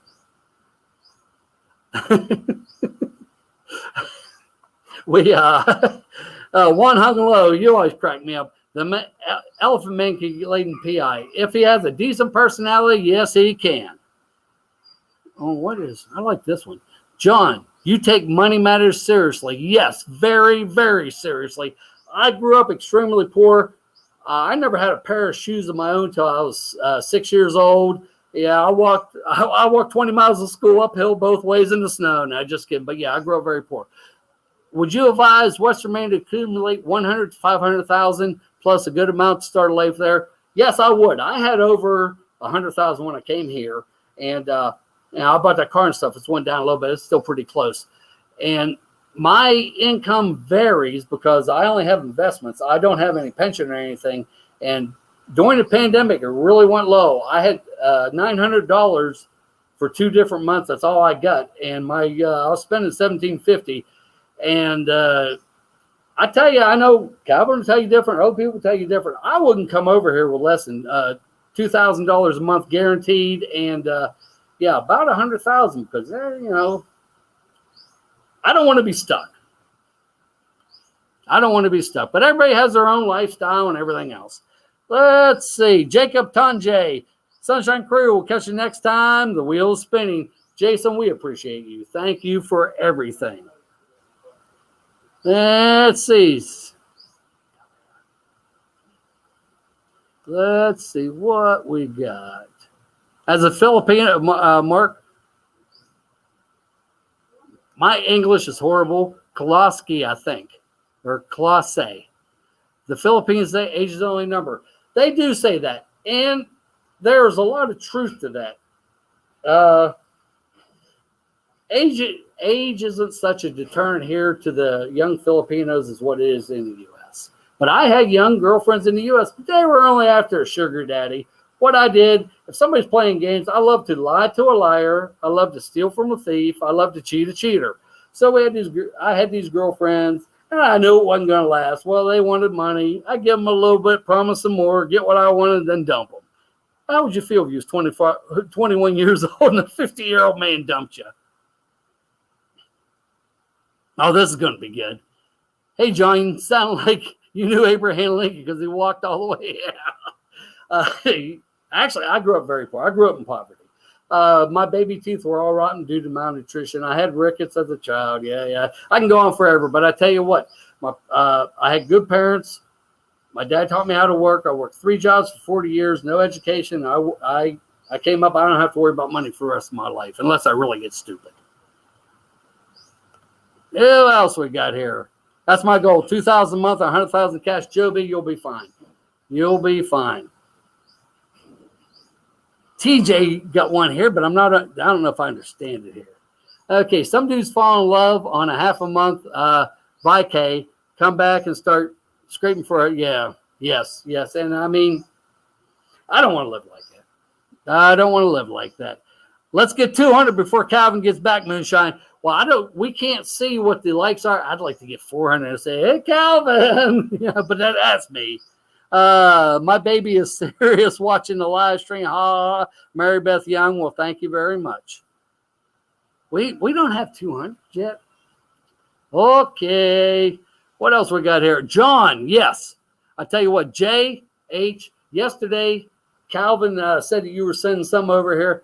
I love pickled eggs. Potted. Oh, man, I don't eat right. Calvin eats right. I don't. Oh, my God. I'll be in heaven. He also said you mentioned pickles. I found some pickles in Dumagetti. They were from Germany. Well, German and Polish pickles, they kind of like invented them. They sucked. I'd love to have some good dill pickles. I'm excited. John is funny. Well, thank you, Ty. I work hard at that. Not everybody appreciates my humor, but I'm glad you do. Let's see. What else we got here? You have 200 already. Man, let me get like 300 when he comes back and say, hey, Calvin, check this out. Oh, I tell you what, this here touches my heart. OSC Mont. John, I think that's the most precious thing, the most valuable thing is parents. They loved you back. Well, I mean, yes, they love me. My dad was hard on us, but I tell you what, he taught us how to work, and he taught us right and wrong. I got my ass beaten enough for that. But my father was 74. He had bone cancer, and they gave him a year to live. He lived 7. My brothers called me. I was living a 6-hour drive away down in Tennessee, and said, hey, it's getting bad. You better get up here. So I left work. I drove up. My father was laying there. It was 4 hours before he died. And he apologized to me for not being able to ever give me anything. And I tell you what, I might get teared up over this. But I told him, you taught me what I needed to know. And that's one thing. When I go, I hope I don't have that regret. I'll be able to leave my kids a little bit. And my son, if you're watching this, nothing for you.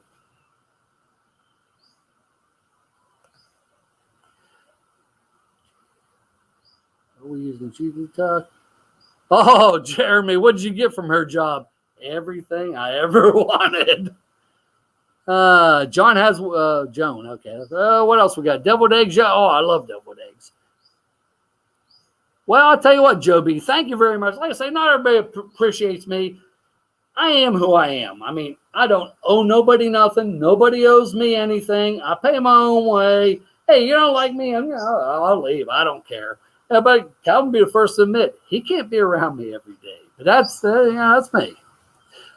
Craig Jordan. Oh, Craig's a good guy. We've talked before. He's out in California there. What happened on your first day in the Philippines? Well, I already had an online girlfriend. She was a Southern lady. So I flew in Manila first and down to Tacloban. And it was a 6-hour drive from Tacloban to Southern Lady. Of course, she brought her mother with her. We all know how that works. And that's fine. But what happened on my first day in the Philippines? I went down and got to meet our family. We went back to the resort I was staying at, Sabang Resort, and it's really nice. And I think it's 700 pesos a day. And I enjoyed myself. What else we got here? Oh, I was just kidding, my son. Now, how come? Oh, don't say that. You just broke your son's heart. No, he's fine. He's fine. Hey, John, when was the last time you had mashed potatoes, gravy, and a T-bone steak? Let's get that up there. Now, as you all know, how come it didn't come up? It still didn't come up. Now we're not clicking on the right thing. There we go. Try this. When was the last time you had mashed potatoes and gravy and T-bone steak? You can get mashed potatoes here. You can buy mashed potatoes. I make my own. As far as gravy, they have gravy here. I mean, homemade gravy is so much better than, any store-bought gravy. A T-bone steak, I would really like to have a good steak. Now, Steve Johnson up in Filipino Food Channel, he lives close to Manila. He says they have I showed you. They have Outback Steakhouse there. They have Texas Roadhouse. So I'm sure you can get a decent steak here. Here, you can't get a decent steak. Now, the guy that runs Small Fries, that's in Calatrava, not very far from us, he ended up buying big pieces of beef from Argentina and learning how to cut his own steaks. And when I went up there, I was going to get a steak, but they were $16. And here's $16. I eat for like 3 days. And I figured I'd be disappointed, so I never got one. The next time I go up there, I will try one of his steaks. What else we got here? T-bone, my favorite piece of meat. I always like porterhouse too, but I never met a steak I didn't like. But I don't know what the deal is with the U.S. steaks. You can get them and they're thick and they're tender. But even when I was in Mexico, the steaks were really thin. They were tough. So I don't know if it's the way they cut them, the part of the cow they use, or what's going on. I got one here. Jollibee gravy is good. It really is good. But it doesn't taste like real gravy. I mean, I grew up in the hills of West Virginia where you made your own stuff. It does not taste like real. It tastes like artificial gravy, but it is good. McDonald's.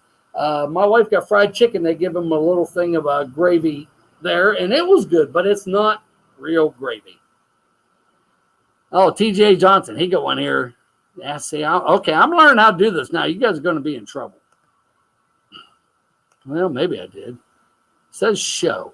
No, but I have to click on the, okay.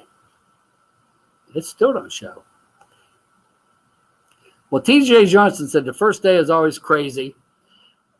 Now, Calvin always talks about jet lag, and everybody else has told me about jet lag. I never had no jet lag. I was so excited to get here, but I also slept on the flights. There was a prescription sleep medication, Sonata. Go to your doctor and say, hey, I'm going on this long trip. Could you prescribe me that? It's not like the ambience and these other ones that knock you out for days. And I always slept on the plane. When I landed, I was great. I felt great. Okay, you missed the super chat, John. I apologize. Let's get up here. We're going to find that. Yeah, because, I mean, we really appreciate that. That's not it. I missed the super chat, and I appreciate that, Ingram. I still don't see it. There we go, Junior. Yeah. Any jobs for Americans just to kill time, stay busy while living there? Got the education, just winning. Is there something for us if I want to teach or help people some way? Junior, my recommendation would be you're not going to make no money here. The Filipinos work for almost nothing. On a tourist visa, you're not allowed to work. But I mean, if you want to volunteer and help out, I'm sure somebody would love to have your experience. I mean, if you're teaching English, even though a lot of Filipinos' English are a lot better than mine. I mean, there's always ways you can help out people. But like I say, as far as somebody wanting to make a living here, I would recommend against it. You're going to fail. You're going to fail if you want to live here. But appreciate that super chat, Junior. The way Calvin and I do that, we split that up. Hey, I'll enjoy that. Thank you very much.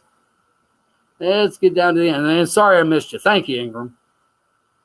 Okay. Any Canadian whiskeys there I should try? I've seen Bubba with the Crown Royal. I've Seagram's. It's all here, and it's a lot cheaper than the U.S. or even Canada because their taxes are a lot less here. So they are here. Oh, Bill Smith got a good one here. Well, if I can figure out how to get it up there. Well, I got the wrong one there. Well, Joe B's got a good one after this one. Okay, Bill Smith, if you could do it again, would you go to the Philippines sooner or still grind it out until your 60s? What is the Philippine budget in USD? I would say 2,000 US dollars a month guaranteed minimum. But that's me. Other people, Calvin lived many years on 1,400. My lifestyle is different. That's all. Now, that's one thing a lot of people say, but you drink and smoke. I only spend about $120 a month on all the cigarettes I can smoke and all the drink I can drink. It's cheaper here. But would I do it sooner? I retired at 58, but I did not come here until I was 59. So that's still not bad. And it would depend.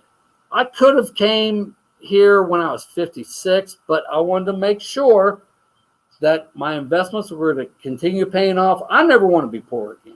I grew up poor. My poor parents, if something costs $5, oh, shit, we don't have that $5. I don't want to be like that, ever.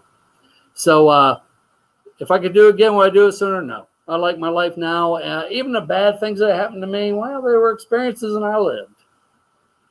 Let's see what else we got here. And thank you, Bill Smith, very much.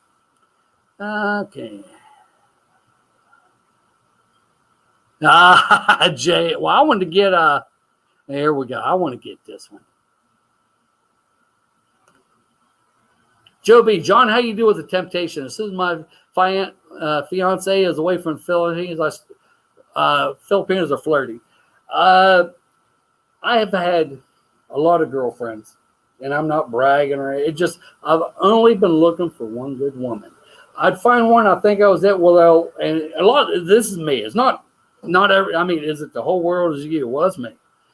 I'd find something I didn't like, then I'd get mad about it. Well, then after that, I just would lose interest. Like I said, I had 7 Filipino girlfriends here my first year. Actually, it was less than a year. And they're so easy to get that if one little thing, I get another one. I finally got to the point with my current, first of all, she's excellent, great woman. I couldn't ask for anything more. And I'm her first boyfriend. She was 26. I was 59 at the time. And I don't have I've only been looking for one. I got the one now. Now, do I flirt? Yeah, like I'll see some of the shy girls say, hi, and I play and stuff, but that's all the further that's going. That's up to you, Joe B. I mean, if you want it, you can get it. I don't recommend it. I recommend that if you have a relationship, don't go playing games. If you don't want them, just tell them, hey, this is it. Call it off. I mean, if you play games sooner or later, it's going to catch up and it won't be good for you. Okay. Almost heaven, Manila. Well, not for me. I don't like big cities, but that's me. We all got our own. John, do you need a light for the smoke? Well, I've been talking too much, but no, I don't. But I will say, the cigarette lighters here, the quality of things you buy, you got to really be careful. A lot of the quality sucks here. I think a lot of times in China, when they get the big factories going, they get stuff for making for years. If they get something rejected, I think they send it here. Of course, they charge less. They have cigarette lighters here. This is not one of them, but they have flashlights on the bottom, and they're only like 10 pesos. That's 20 cents. But they only last you about 10 lights, too. But there's places that will refill the butane in them for 5 pesos, which is 10 cents. Buy a decent one. I paid 30 pesos, 60 cents for a Bic, and it works good. Is beef homegrown or imported? I'll put that up here, because that is actually a very good question. The beef here is expensive. It is imported. The guy that runs small fries out there, he was getting his from Argentina, and Argentina is famous for beef. He said it was very good. The last beef he got, and I'm not trying to say anything bad about New Zealand because I've eaten New Zealand beef and it's good. He said he got a piece from New Zealand. It's a little bit tougher. But now I grew up on a farm. Cows, you can have 2 cows from the same mother and bull, and they can grow up side by side eating the same thing. One will be tender, one won't. It's just how it is. But no beef here is homegrown that I've seen. Well, I'm going to change that in a minute. But the beef you buy in the supermarkets, it usually comes from Australia, New Zealand, or Argentina. And it is expensive. Now, they don't call their beef here beef. They call it, I can't remember, Bulacia.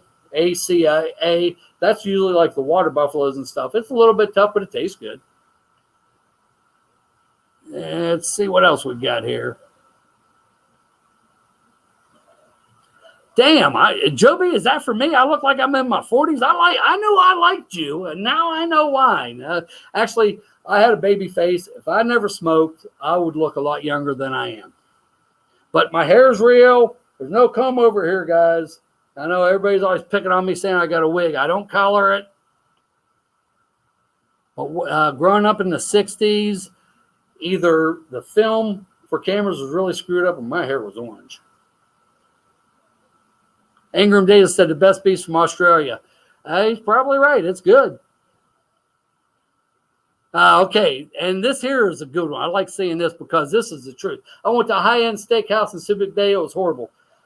I am not a fan of the food here. I'll be honest with you. I mean, I do most of my cooking at home. I don't even like to eat out. We spent a lot of money yesterday for the food in the mall, and it was horrible as far as I'm concerned. Sam Champ. Oh, he's talking to somebody else. John. JH. Well, from my younger days, I must be awful tender. That's all I'm going to say. Okay, this is a good one. Pumpkin Joe's telling the truth. The Filipinos love Jollibees. And I tell you what, I'm not a fan. Their fried chicken's good. Everything else you can have, but they love it here. I could offer my wife's family anywhere to go. Maiawani, which is excellent, or any place. They'll want Jollibees. They'll want Johnny. Oh, okay. This is a good one. I don't know, Mr. Vegas. John, did you really have to switch islands if you have a bad breakup, or is that an exaggeration? No, I did. Did I have to? Maybe not, but Southern lady, I was told, don't come back here. There's a price on your head. Now, it's only like 200 pesos, $4, which kind of hurt me. I'm like, I'll pay $8. Leave me alone. But I was told not to go back there. Butuan City, with that family of hers, they probably forgot about me now. It's been a couple years ago. I would not go back here. I think it depends. Like I say, I have left the island. Did I have to? Maybe not, but it's probably a good idea. Frank Tate, up the likes for John. Thank you very much. I can't see what we're up to, but I'd love to see that.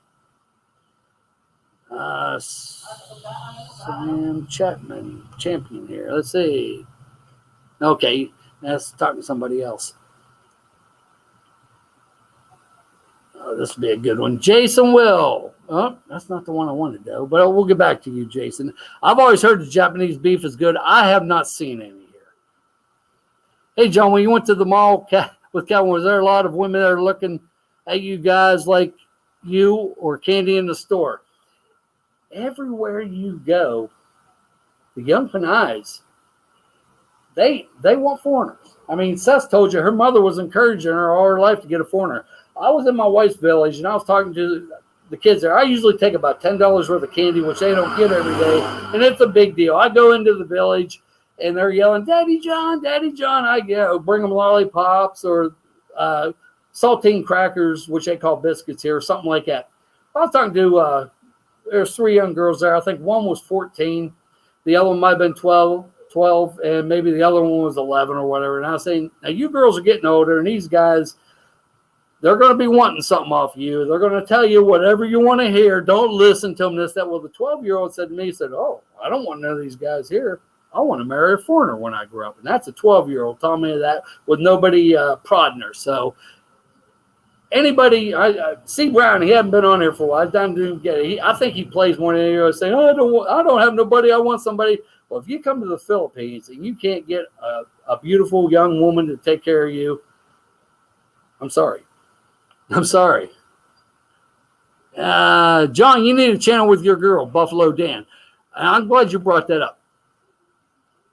That was my intention. Well, first of all, I don't need the money, and you catch so much crap on here, which I don't care about. I mean, face it, my reputation, that went out the door about 40 years ago. But I wanted to have a channel with my girl, but she is so shy. Like I say, when Seth was on here the other day, my girl disagreed. She said, well, I don't agree with that. I'll say, well, come on, get on here. I'll talk to Calvin. I'm sure he'll put you on and give your side of the story. Well, she wouldn't do it, and she won't get on mine either. I would love to, just to get her perspective on things. But I'll say again, if you guys listen to Calvin, what he says, you're gonna be okay. Okay, Jeff's got a good one. Well, Travel Mike gave it. Well, I'll get him first, then I'll get Travel Mike. Jeff says, any more like Vanessa in her village, John? Yes, there are quite a few. She has a sister and a cousin there, and neither one of them have had boyfriends. You got to understand, this fishing village is about 300 people. 80% of them are related to each other. So your odds for a mate your age or even a few years different is very, very slim. Janessa had an aunt that was 44 years old, never had a boyfriend. She finally met one. I don't know if she did it online or how she met him, but he was in Cebu, and she went there. 44 years old, that was her first boyfriend. And they're happy now. They've been together for a couple of years. Travel Michael Cosby gave us a super chat. Now, I'm gonna have to ask Calvin, since I'm on here by myself, do I get 100% instead of 50? Just kidding. But he brings up a very good point. When I walk down the mall or down the street holding my wife's hand, the woman will still holler at me, wave, and say, hey, Kano. That's what they call us. She was mad. I don't get that. Now, there is a coffee shop near my apartment, and when I walk by, the young girl that works at the coffee shop, I wave at everybody. I talk to everybody. I'd wave at her. She'd wave back. And the next time I see her, I say, Mayo Mutang, if it's morning, that's good morning. She'd wave back. One day I was walking by with Janessa. I wait. She started with. She saw Janessa. Well, that was the end of that. So I thought that was pretty funny. But thank you, Travel Mike, as always. It's good to have you back, Travel Mike. We missed you. Okay. I don't know about this one. We'll see what he says there. OSC Mont. You know, John, I've noticed that Filipino women to their boyfriends or two husbands, they'll give an earful, and then some, but anybody else, they just stand there and they just look at you. Well, I have drank a little bit of wine, but I'm going to have to decipher that. Or two husbands. See, I don't understand that part. Yeah, I'm sorry. I don't understand. That is probably me. What is Cano? Americano. So it's Cano. And I get called that. You'll also get called Hey Joe here. Everybody will call you Joe from the G.I. Joe. Oh, there's Calvin back already. Good. Save me, Calvin. They're tearing me up. We got 400 likes while you were gone. We got 400 likes while you were gone. Well, maybe they like you, John, instead of me. Well, here, sit down here. Wait. Oh, okay, Calvin will be I back. got to take this in. Well, I'll tell you what, your engineer sure got a fancy vehicle here. Well, he got money. I guess. He owns Carmels. I guess. Okay, Joe B, when the Philippines opens up and I get back there, I want to hang out with you and Cal. I'm waiting for it. I can't wait. We are going to have fun. Okay, JH got a good one here. And that, yeah, I look forward to it, Joe B. We got a lot of guys that are coming up. Oh, John McMason, the fishing village. I tell you, there you get outside of the cities, and even the cities like San Carlos in the province. These people are good people, but I mean, imagine making $100 a month. Their lives are not that good. And like I said, when I was at that wedding, and it touched me so much because I know what the girl went through, the hard life she had, and when she says, and my girl, every day she thanks me for the good life I've given her. I mean, what do you say to that? I mean, it's maybe because I grew up poor and I know what it's like. And I never had it half as bad as what she had. They used to have to drink water out of the river. And I don't know, it touches me. Where I got to get that up here. Kyle Deadman. I tell you, Kyle Deadman's a joker. Hey, they were yelling at your girl, not you. They might have been. Okay, I like this one. I tell you what, I'd like some 44-year-old cookie with one body on the body count. Well, I'll tell you though, now that's something else. Dental care here is non-existent. Now her teeth weren't great, but you can get that fixed for less than $2,000 US, and that's only if it's really, really bad. But her, I mean, as far as her body goes, she was an attractive woman. But like I say, okay, Scott's got to go in here. You grew up poor. What was your dad's job? My father worked at minimum wage in a paper mill for years, but then he finally went into the coal mines. And when he went into the coal mines in the 70s, they made decent money then, but they were on strike 6 months out of the year. So yeah, I grew up hard. I grew up hard. Okay, John. Calvin's back. Sunshine's back. Don't take those likes off. Leave those 400 likes on there. How long are we going to be on there? I'm going to get me a beer. No, we're going to go ahead, John. Okay. We're going to be on here until 12 at least. Hey, thank y'all for being patient, man. I had to meet with the engineer, man. My lead guy is still sick, man. You know, believe it or not, he said that he wanted the house to be finished tomorrow on Saturday, which is a shock to me. Now, what was John saying over here? I know he was going crazy because he's drunk. Y'all know when John gets drunk. Buffalo Dan said Filipinos are quick to mark their territory. When I was dating my wife, she would do everything but lift her leg on me when a group of women walk by and send them off. Yeah, they do that. They want to make sure, you know, and my girlfriend does the same thing. When we go in the mall, she puts her arm around me. She wants everybody to know for a fact that we're together. Hey, Cal, what are you talking about, man? I think John's father was a farmer. No, he's either a farmer or a coal miner. What's up, Smoky Mountain Mila? Did you see that video that I made for my Patreon? It was nice. Sunset Shows, John said, you're the original ninja, man. Well, John, I'm going to tell you, he's got a personality, guys. You know, John could have a good channel, but he thinks it's a big deal. I told him all you got to do is sit in front of your camera and make videos and post them on Facebook. But John's afraid of the trolls. Yeah, John does a good job anyhow, because John can talk about a whole lot of stuff.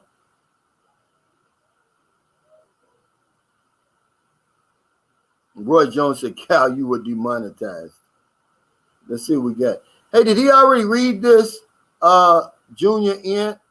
Thanks for that super chat. He said, "Loved having two of y'all on at the same time. By the way, go Baylor. Sick'em Bears beat ISU." ISU, is that Indiana State? Any good football games?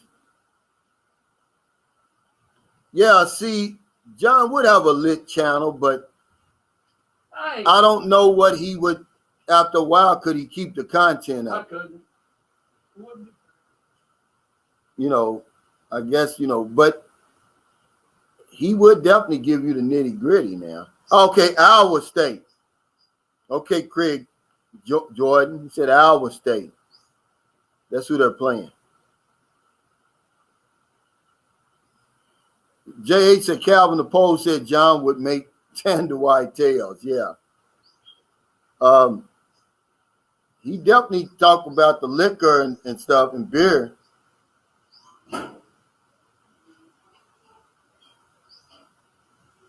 Yeah. John, like I said, he appeals to a lot of people. That's why we have him on every week. We make a pretty good team, because I'm not going to sugarcoat him. He's not going to sugarcoat me. Will Rose said, "What's the name of that volcano?" It's Candler owned. And it's a beautiful volcano, to be honest with you. I want to go see it. Now, Doug said he wants to go to the rim. I'll go to the rim with him. Who did? But I guess on that volcano, you got to be careful because I guess the sulfur is heavier than oxygen and it can come down on you and you'll suffocate. So you got to be careful. Yeah, you don't want to get too close. I'd love to see it. Okay, so I went down and got a beer. They did not have Golden Eagle, but they did have Red Horse. So yeah, he'll be good and drunk. I probably will be. Leaving John there alone is like trusting a pit bull to run around the park without a leash. I agree. Joe B says, I think you make a great duo. I love the shine of the show. Thank you, Joe B. We appreciate you. He's been on here a long time. Brasilero Shelton said, "Cal, you really look like you're living good, brother." I am, man. It's more than money, guys. I don't have a lot of money. I tell you what, we both have a damn good life here. I'm as happy as I've ever been, man. When you add it all up, man, the 24 hours sunshine, the beautiful women, no stress, no stress, the low cost of living, man, you can't beat it, man. And I hate to say this, you can go to the supermarket here and not worry about getting shot. Yeah. And that's a fact. But yeah, it's true, man. That's why I'm not in a hurry to go home, John. Now, we had some questions while you were gone. People asking about how do you deal with all the temptation here? I think you deal with the same way I do. You want one good woman and you got one. So you're okay. Well, you're going to have, remember we talked about that before. You got to get your run out, guys. When you first get here, I'm sorry, you're going to be like me. I was like a bull in a china shop. I was sticking and moving, man. I was like Muhammad Ali, man. I tell you what, I was smashing some stuff, guys, because you're not used to it. All these beautiful women, and a lot of them is flinging available. themselves at you. A lot of them is available. I was smashing. I'm not gonna lie. I'm not even gonna sugarcoat it. I do 2 or 3 a day sometimes. I love it. Rasta Nadi, thanks for that super chat. He said John's channel will be called Drink All Day, Drink All Night. I don't always. I haven't drank since Tuesday. Now, Calvin and I, when we drove to college yesterday, there wasn't much traffic, so there wasn't no need to pass anybody. Coming back because we were away from each other for a couple hours. Traffic's getting heavy. I'm getting frustrated. I start passing people. Calvin goes, "Did you happen to have a couple while you were away from me?" No, I didn't. But I know what it was. You were trying to get back to have a couple. I didn't have any yesterday. I haven't had any since Tuesday. I don't drink every day. I just get frustrated. Champion said it, Rasta Nadi. No, bro, it would be called I ain't drunk. I'm just drinking. Well, then Easy Go says, "Hey, John, don't stay away from old Captain while getting near the volcano's ring." I will be. I mean, that's a serious thing. It'd have to be serious. Yeah, Mark Ratner. See, we make it look easy, because you got to be able to, you got to have some conversation to sit over here and talk to 300. But John said you had 400 when he was gone. I'm jealous. 400 likes. Where they I'm at now? jealous. Please don't take them off, guys. You can come back and might take them off.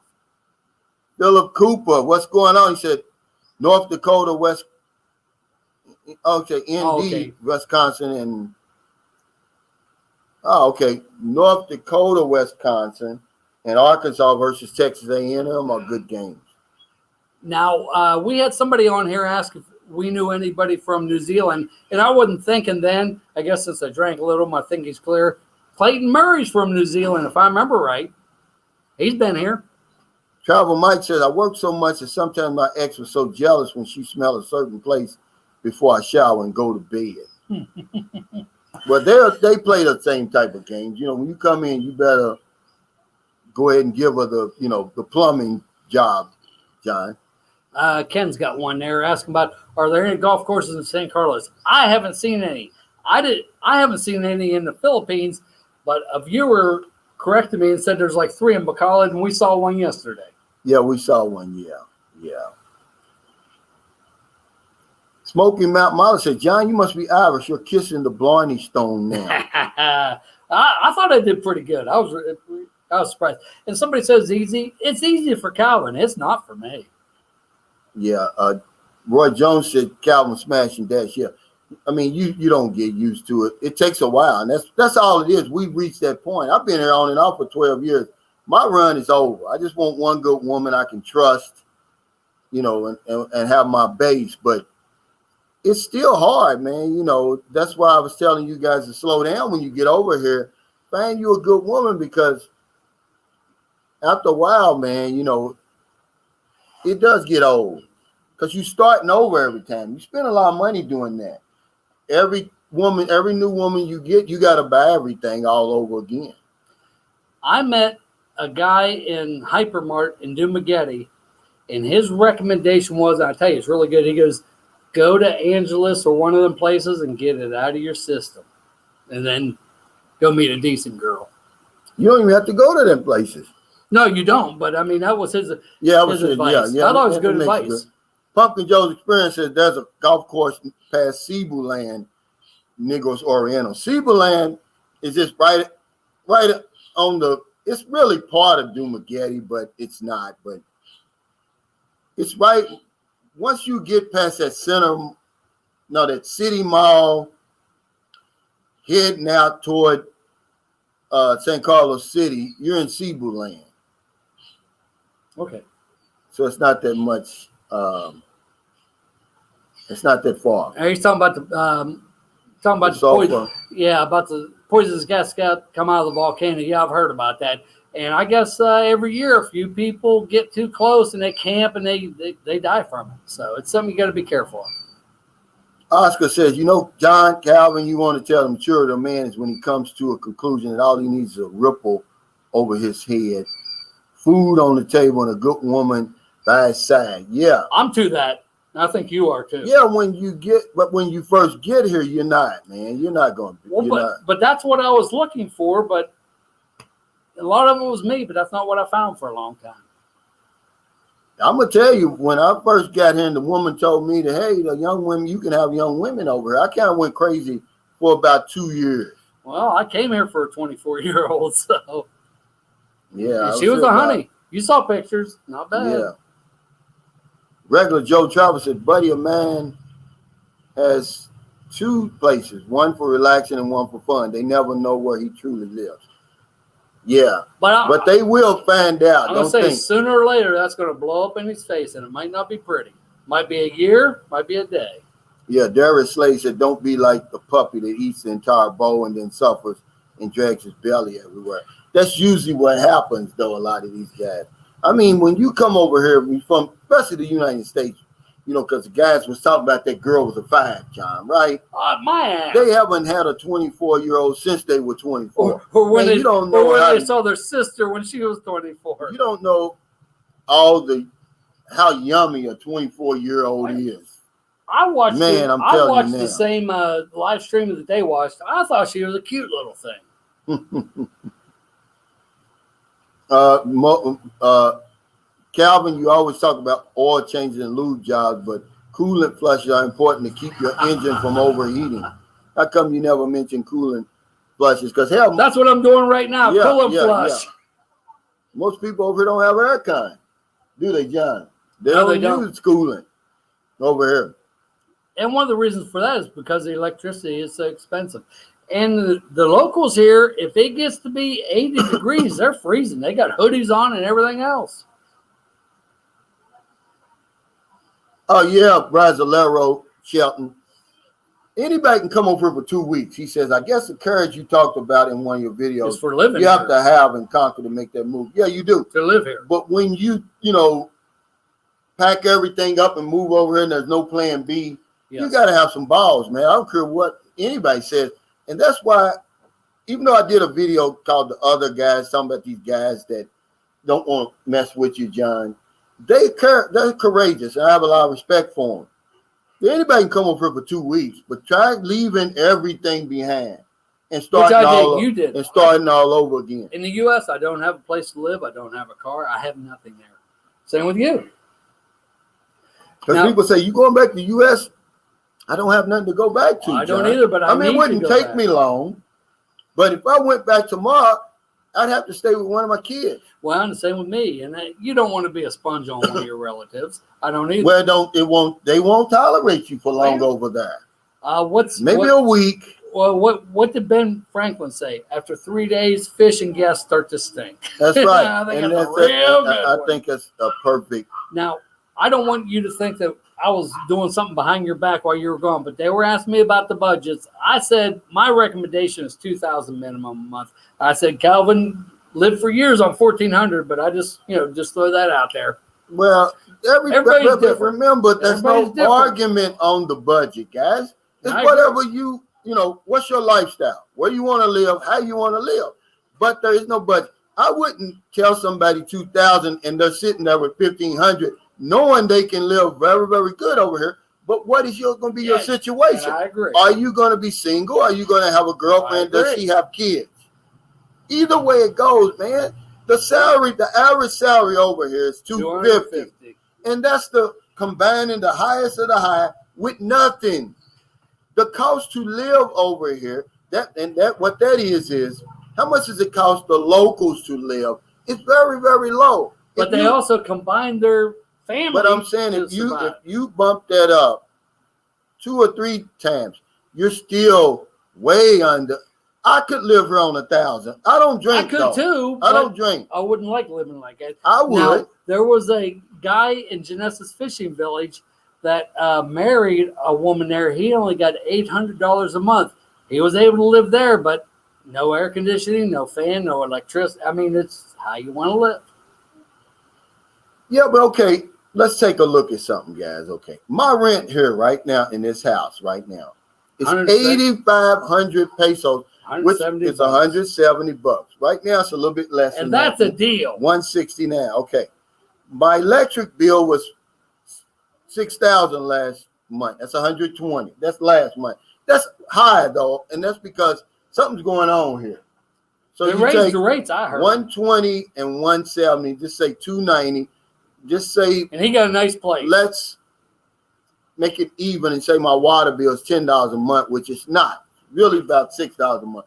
Just to make it even, that's $300. Now that's your where you stay and your utilities. See, which is the most important thing over here, guys. Your living expenses now is only $300. Now it's your lifestyle. How much you eat every month? How much Western foods you eat? How much do you eat every month? Do you smoke? Do you drink? Do you chase women? Do you travel? See, that's what's going to make up that other 700, and that's still a lot of money, guys. You can go I did it for a long time, 1,400, 1,500 a month. And you live good. And I live good. And we've got 4 people in there, and that's before Booby. See, and I didn't want for nothing though. Booby's worth 1,000 pesos a month to me. I didn't want for nothing, but see, then you look at people like Seth's Travel Vlogs. Yeah. Her rent is 30,000. Which, when my girlfriend heard that, she goes, 30,000. My whole village can live on that for a month. Yeah, that's crazy. See, So it just depends. But man, we're not on cutting what on you're you, trying to Seth. do, We appreciate you. on where you live, how you live, what's your situation. But I'm not going to argue with anybody because everybody's different. There's no argument. Budgets are like assholes. We all got one. Some are tighter than others. And mine's tight. I don't do this. I do. And I certainly don't do. No, listen. But this is not that much. Yeah, but are you going to be honest, John? You're going to buy more. He got one left in here. He's going to buy another one today. I got 2 more packs with me. We're fine. But I mean, that's what I mean. Yeah, you do smoke. How much do you drink? How much do you smoke? I agree. See? That's a part of it. It's going to be a part of it. But my bigger expense is the Western food I eat. That's outrageous here. Well, you and your girlfriend, y'all eat out a lot. Actually, we eat more at home, and it's more expensive because I buy Western foods for myself. Yesterday, But it just depends. Yesterday, I spent $60 buying Western food in McCall. Didn't get that. Yeah, but how long will it last? Well, it depends. If I eat it every day, it won't last long. See, everybody's different. Everybody's different. So, you know, John may say 2,000, even though that's my opinion. But even though you spent less. Yes, $17.50. But I also want to save a little every month in case something happens. Yeah, you but now do that. Calvin likes the Filipino food, and I don't. So that makes a big difference. You eat those soups, which I'll eat them once in a while, but I don't want them every day. Well, you know, all they're it good. is chicken soup. But they're thin. Or it's what? They're thin. Not if you eat rice with it. Well, yeah, it depends. Everybody's different. Yeah, that's what I'm saying. I would recommend try to eat more of a Filipino diet here because it's a lot cheaper and a lot of it's better for you, except for the rice. That's not good for you, but potatoes aren't either. Ask yourself, how much would 2,000, how far would that take you at home?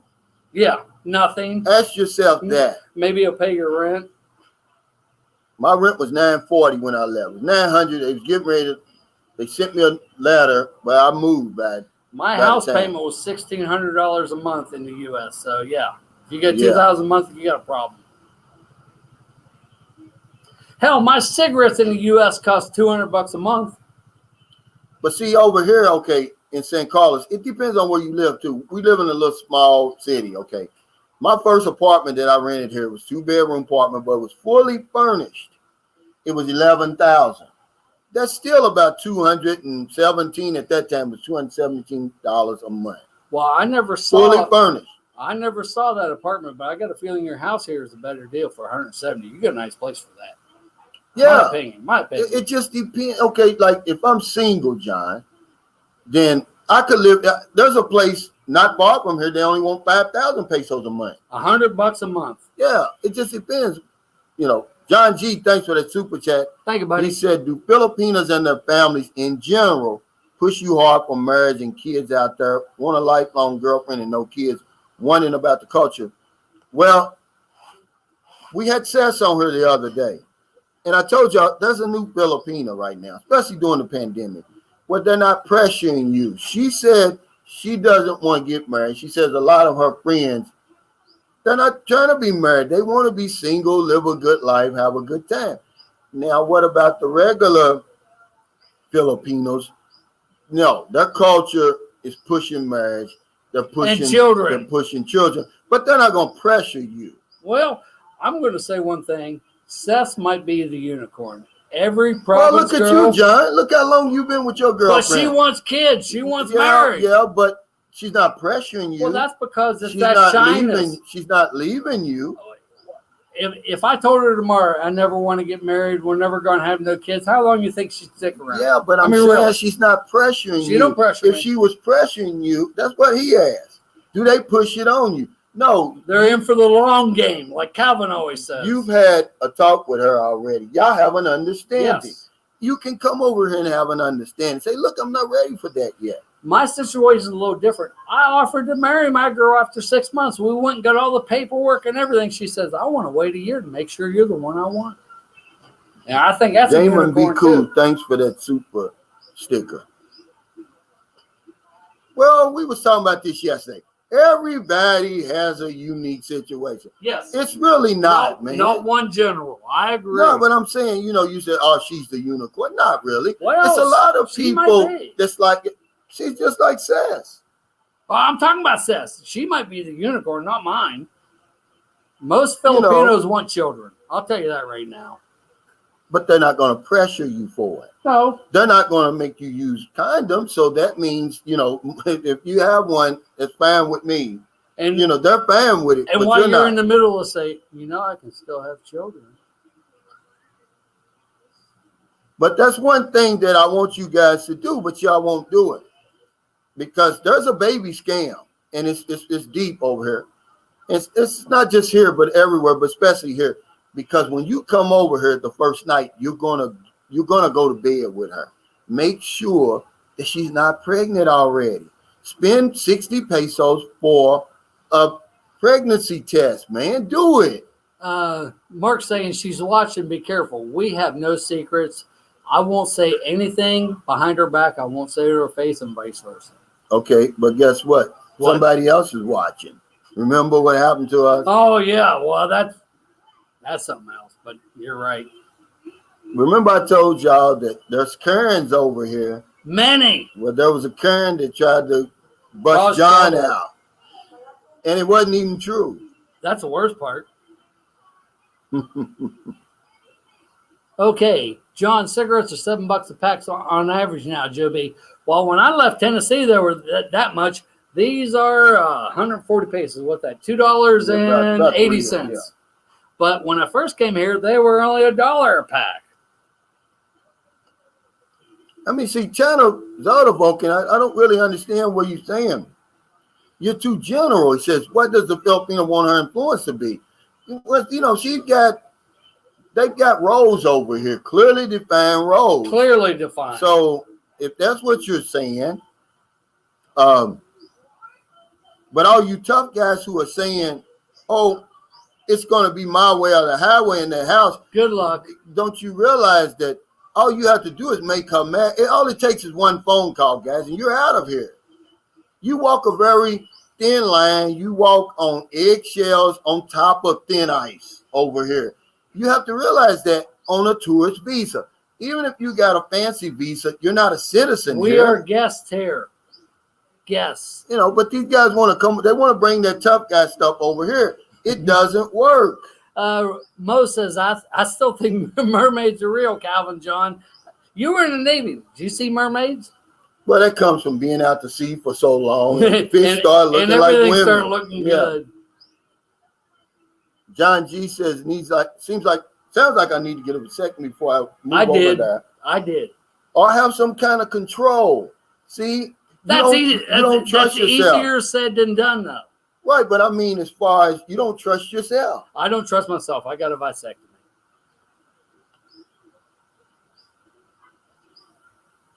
Okay. Ken Horton says, can I get into a Cebu high rise with air conditioning for $500? Yeah. Can you? I don't know. Yeah, you can. Yeah. I tell you what. Talk to Ingram Davis. He lived there. You did too. I lived in Cebu for 2 years. Okay, so you can. Well, that's pretty good. There's a lot of condominiums in places like Cebu, Manila. There's a place called Mavisa Gardens. I'm gonna put it right here. This is near IT Park.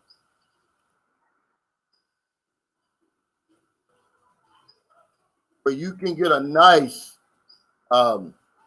condominium. They got 2 swimming pools, 24-hour security, in a safe neighborhood, right down the street from J Square Mall, about 5 minutes from Ayala Mall, SM Mall. You're gonna get a lot for $500, brother. Clubhouse, you got the whole 9 yards there. Check out. You two make Joe B. You two make a controversial show. But I mean, we're just here giving our experiences. His experiences are a little different. Mine. I mean, we don't agree on everything. We agree on a lot, though. But it's not about agreeing. It's about you sharing your experience. What has happened to me. Throwing it out there, and somebody's going to grab hold to it. Same with me. That's what we're saying. Yes. Now, see, this is, he says, wait. I had a hard time. You have to click right on the plus. No, I'm trying to find what he's saying. He says, CJ says, are the chances of encountering a Filipino with a perfect 10 body higher than they would be in finding a woman that's a 10 in the United States? You go first. No. It's no difference. But now, is the 10 in the Philippines more approachable? Oh, More absolutely. available? Yeah. It's not as much of a fantasy here as it is there. It's not a fantasy. Absolutely. See, it's a fantasy there. You run into a 10 over there. But what That's is a the fantasy, 10? That's dude. the thing. If you want somebody with big boobs, you're not going to find it here. So it depends on what your idea of a 10 is. D. Gordon says you can't tell guys anything when they think they're smarter than the average bear. And that's what you run into, D. Instead of them saying, just taking the information and saying, does it apply to me? Or, is it going to help me? Or, what can I get out of it? No, they want to push back on you. This is our Experience. experience. Mine's That's a all little it is. different. His is different. Mine. Neither one of us are right or wrong. It's just, That's right. It's no just how right we or see wrong. it. It's just how you see it. Yeah.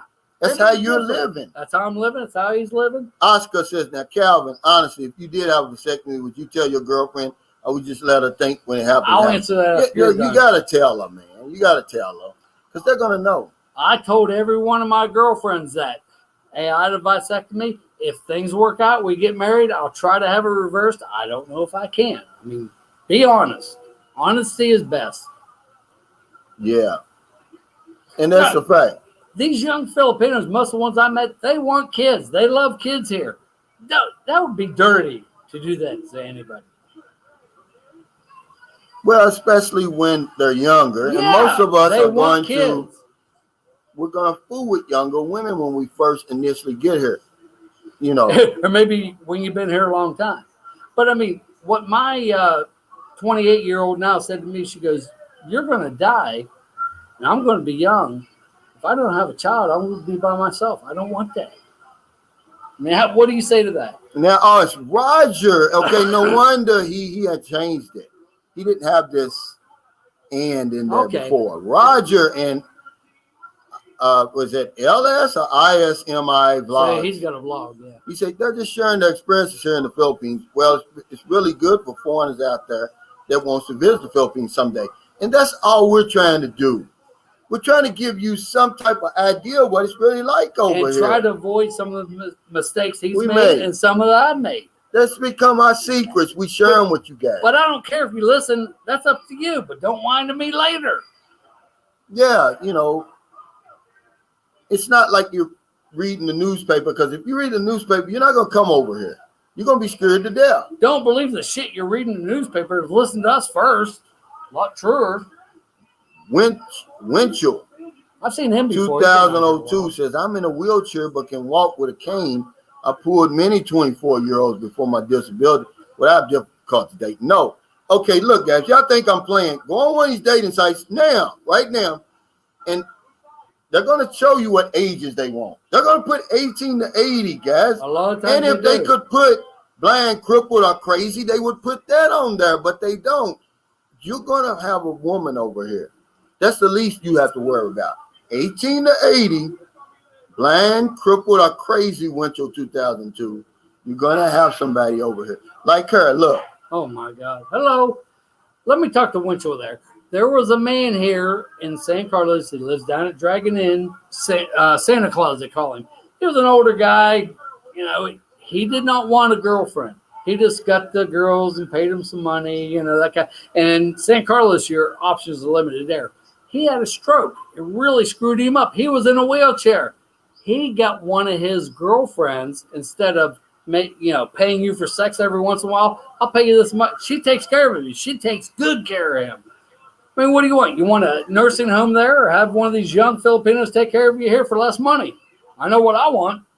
Buffalo Dan says, LOL, the baby boom when the Philippines opens is going to be crazy. No, believe it or not, they got it now. They already had a baby boom. Well, this year they still got is the baby boom because of the pandemic. Yes. The lockdown. They're having a baby boom right now in the Philippines.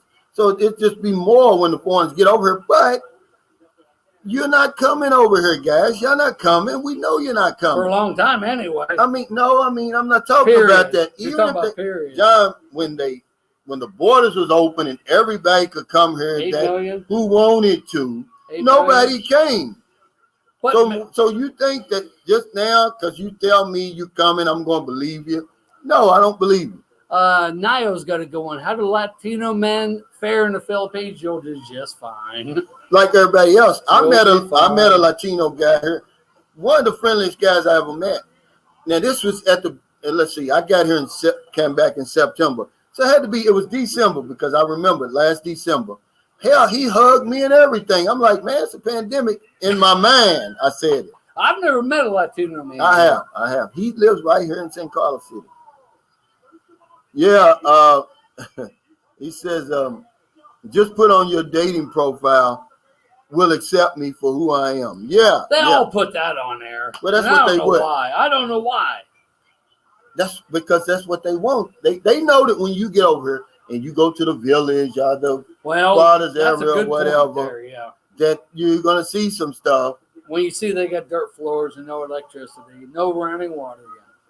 Yeah, and all of that. That might be what they mean. That's a fact. I mean, believe it or not. Hey, thanks, Pierre Bernard. He said, love the latest home update. Watching the progress has been fantastic. Seeing how it started and knowing it was all done by hand. Your house is a work of art. That's absolutely right. And that's why I wanted to show you guys. They do this stuff without modern equipment. Hand saws, chisels, hammers, everything. Levels, hand levels. No, what's them little bobcats? None of that. Imagine if they could do that over shovels. Well, here's the deal, though. It's like it used to be in U.S. If somebody's really good at their job, you get good work. But if they're not that good, you don't. You got a new guy, it's not that good. So you got to be careful on that, too. But, yeah, I've got to get some more dog food today, Pierre.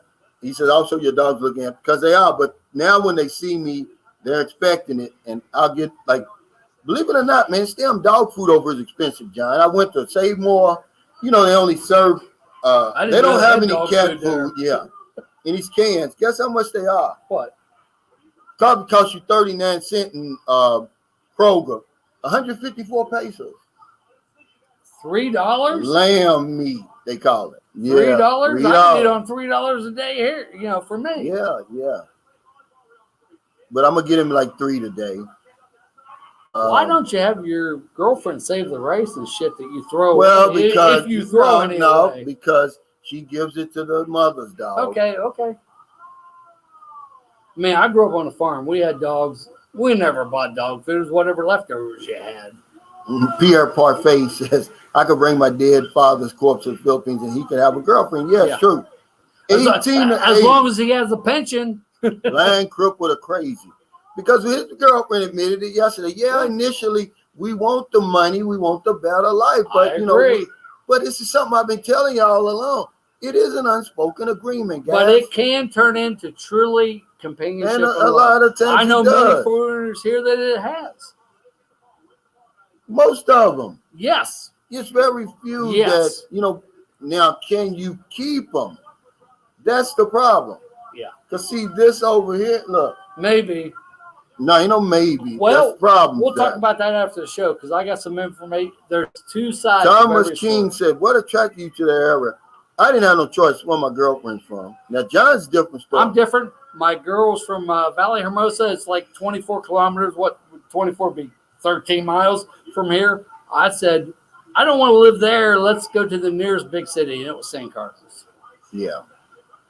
And I guess the longer you stayed here, the better you liked it. Right? Well, no, I planned on leaving in like 6 months, but the pandemic came about. I had no choice. Yeah.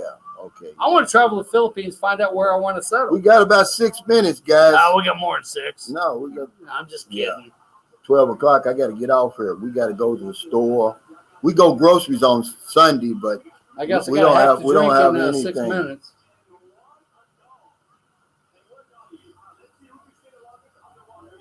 What's going on, Cal Deadman? I want to thank y'all again for the NTZ crew, man. Y'all really keep this thing civil. Yes. Brasilero Shelton says, how far is Cebu from you, Cal? About 2.5 hours. You ride the fast crowd for about 45 minutes, then another 145 in that van. But if I'm driving, it'd be a lot quicker.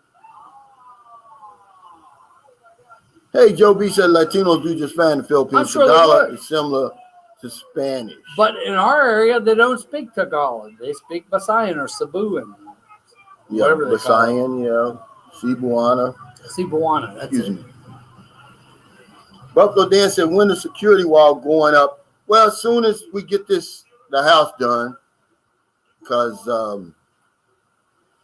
I can tell you what I read. I read if you buy property here, which you can't, you have to get your girlfriend's name. First thing you need to do is put a fence around it because squatters can move in and they do have rights and you'll never get them off. Is what I've read. but here's the what thing. I've read.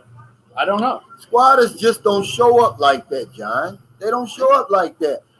Okay. I'm sure they don't. But I just read a great article in the Manila Times on the history of squatters.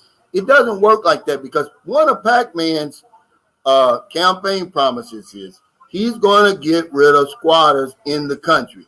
They said it's impossible, Pac-Man, and you know it's impossible because if you know just anything about the history of squatters, it's a large population here. They put them there, John, on purpose. Now I got a big voting block. Okay. A lot of times you work for me, you vote for me, the whole 9 yards. They tell those people where to go. They don't just show up there and end up, I see that fence over there. I'm going to go over there and put me a house over there. No, because they would get killed doing that here.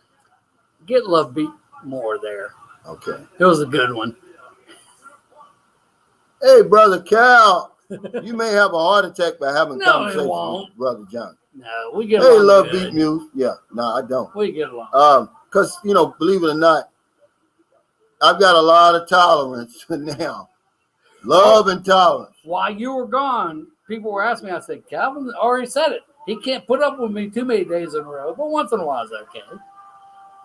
Yeah, I mean, we didn't come over to hang with each other. No. I came over here when you came over here for beef walls just like I did. That's right. Beef curtains. Beef curtains. I'm sorry, beef curtains. Hey, Junior N, thanks for that super chase. The best place in the fields, value-wise, with safety and good environment for kids. For your information, Versailles is even closer to Spanish from what I understand. I thought you can south. go down further south in Mindanao, Zamboanga. They speak Chabacano, which is actually broken Spanish. Well, there's still a lot of Spanish words in Visayan. He said best place in the field, value-wise. I would say somewhere in the Visayas region, the more you come down south, Cheaper. the more. Probably. Cheaper it is. But it's so many places over here, man. The Philippines is so vast and diverse, Junior, and I'm not trying 170 languages. I'm not trying to push you off, but a place like San Carlos City would be perfect for that safety, good environment for kids because pre-pandemic they got soccer leagues here, tennis. They still teach tennis right now during the pandemic, free tennis lessons. Well, I guess if you're on one side of the net or the other, that's social distancing. Yeah, it's really a nice place. And, of course, the value is unbelievable. This is one of the best managed cities I've ever lived in the Philippines. I promise you that. But, yeah, guys, we're about ready to get off of here. Thank y'all so much for your super chats, your super stickers, your thumbs up. And thanks for those 400 likes while Calvin's gone. I appreciate it. Well, a lot of people saying, John, go ahead and get your channel then. I might. We'll see. I made a video, but it's so jumpy, I didn't like it. Well, you got a laptop just like this. Yeah, and you got to do was so damn jumpy when I got done. Get your phone. I might have to get another phone. No, get your phone. That's the one I did. Use your laptop, John. Will it still be jumpy, though? I recorded it on there. You just sit here like we're doing now. Make a video, talk about you and Janessa's relationship, how y'all met and all that, and just upload it to YouTube. What's the big deal? Thanks for getting Daryl on there. He's been a long time supporter. Yeah, he's one of the good guys. And very good. When I brought up the piggery, he hurried up and reminded me that, he's got a piggery. He spent a lot of money on already for his wife's family. Let me tell you a quick story about piggery. Bill, he did a piggery for his wife's family. He bought the pigs. They said, well, we need food. So he bought the food.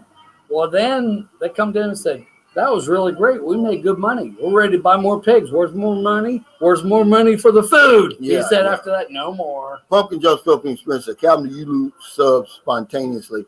I lost over 30 in 5 minutes one day ago, and it happens every month or so. Well, that's because YouTube's numbers, they're always fluctuating, man. They're all over the place. If I look at my YouTube studio right now on a video I did yesterday, and then I look on YouTube, the actual social media, the views aren't the same. They're never the same. It takes YouTube a lot of time to catch up. 30 viewers in 5 minutes? I wonder what happened. Yeah. But then after a while, you know, Pumpkin Joe's Philippine Experience, you won't be. See, now you've got, what, 600 something now. You're almost up there to 1,000, guys. Look, let's support Pumpkin Joe's Philippine Experience because He's got good information. he's got a good channel, you know, a family channel. He's not going to talk about stuff like me and John, but his information is just is critical. Places to stay, places to eat. Did he do his 13A on there? That's gold. Yeah. That's gold. 13A. That's gold. He still has a lot of information. But yeah, let me put this Sunshine Shoulders. I'll say a quick one here. Somebody said, John, you ought to build a house near Calvin. Hell, he'd probably kill me, or I'd kill him after about a week. No, it's too they bought up all that land over there. Pumpkin Joe needs a live stream. I agree with that. I agree with that. He says, any chance on doing one Sunday? Yeah, I'm going to try that. I'm going to try to walk through there and show y'all what I was talking about because it's crowded in there on Sunday. You know, believe it or not.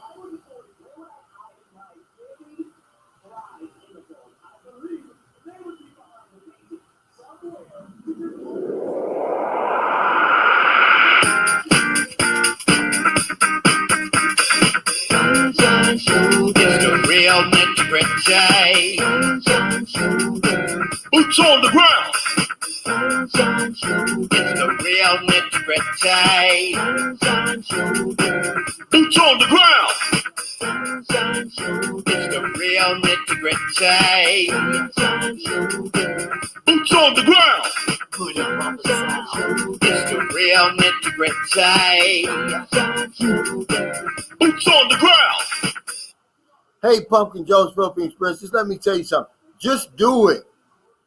Don't talk about it. Just do it. There's not a whole lot of setting up to do with this StreamYard because you can only do StreamYard right now. You got to wait till you get monetized before YouTube allow you to do it. But you can do a StreamYard. It doesn't take a whole lot. And if I were you, I would suggest, because it's your first one, have a question and answer. You know, so people can get to know you. And have your wife on there. She's on his videos. Behave, John. Thank you, Jeff. Hey, but thank y'all so much for your super chats, your super stickers, your thumbs up. It's always great, man. You know, and thanks for those 400 likes. Yeah. No, I didn't clown you on your live stream. I didn't say it. They said Pumpkin Joe's got all that fancy equipment and we can't hear him. What? John said he thought you were sitting on a tractor. I thought you were sitting on a lawnmower or a garden tractor. I'll be honest. Just be honest. John, you can get your own channel, but keep the Thursday Shiner show going. Yeah. I'd like to see John I'd like to see I made one if video. he could keep his content up. I could. Because y'all think it's easy. It's not. Now it might be okay for a week after that. But you never know, Johnny. You could have live streams all the time. Yeah. See? Now you good at that. You don't have to make videos. I think that's what like Old Dog down in Dumagetti's doing. He mostly has live streams now. He doesn't do a whole lot of videos. You know. But okay, guys, we're gonna get off here. I appreciate it. The rum down. Help somebody, man. If you're in America, man. If you're in the Philippines, it's still 12 noon. You got the whole rest of the day. Because if we don't know anything else, we know this one thing for sure. When you help other people, you help yourself. Take care. Stay safe. Stay COVID free. BJ. We'll see you next time. That's fine.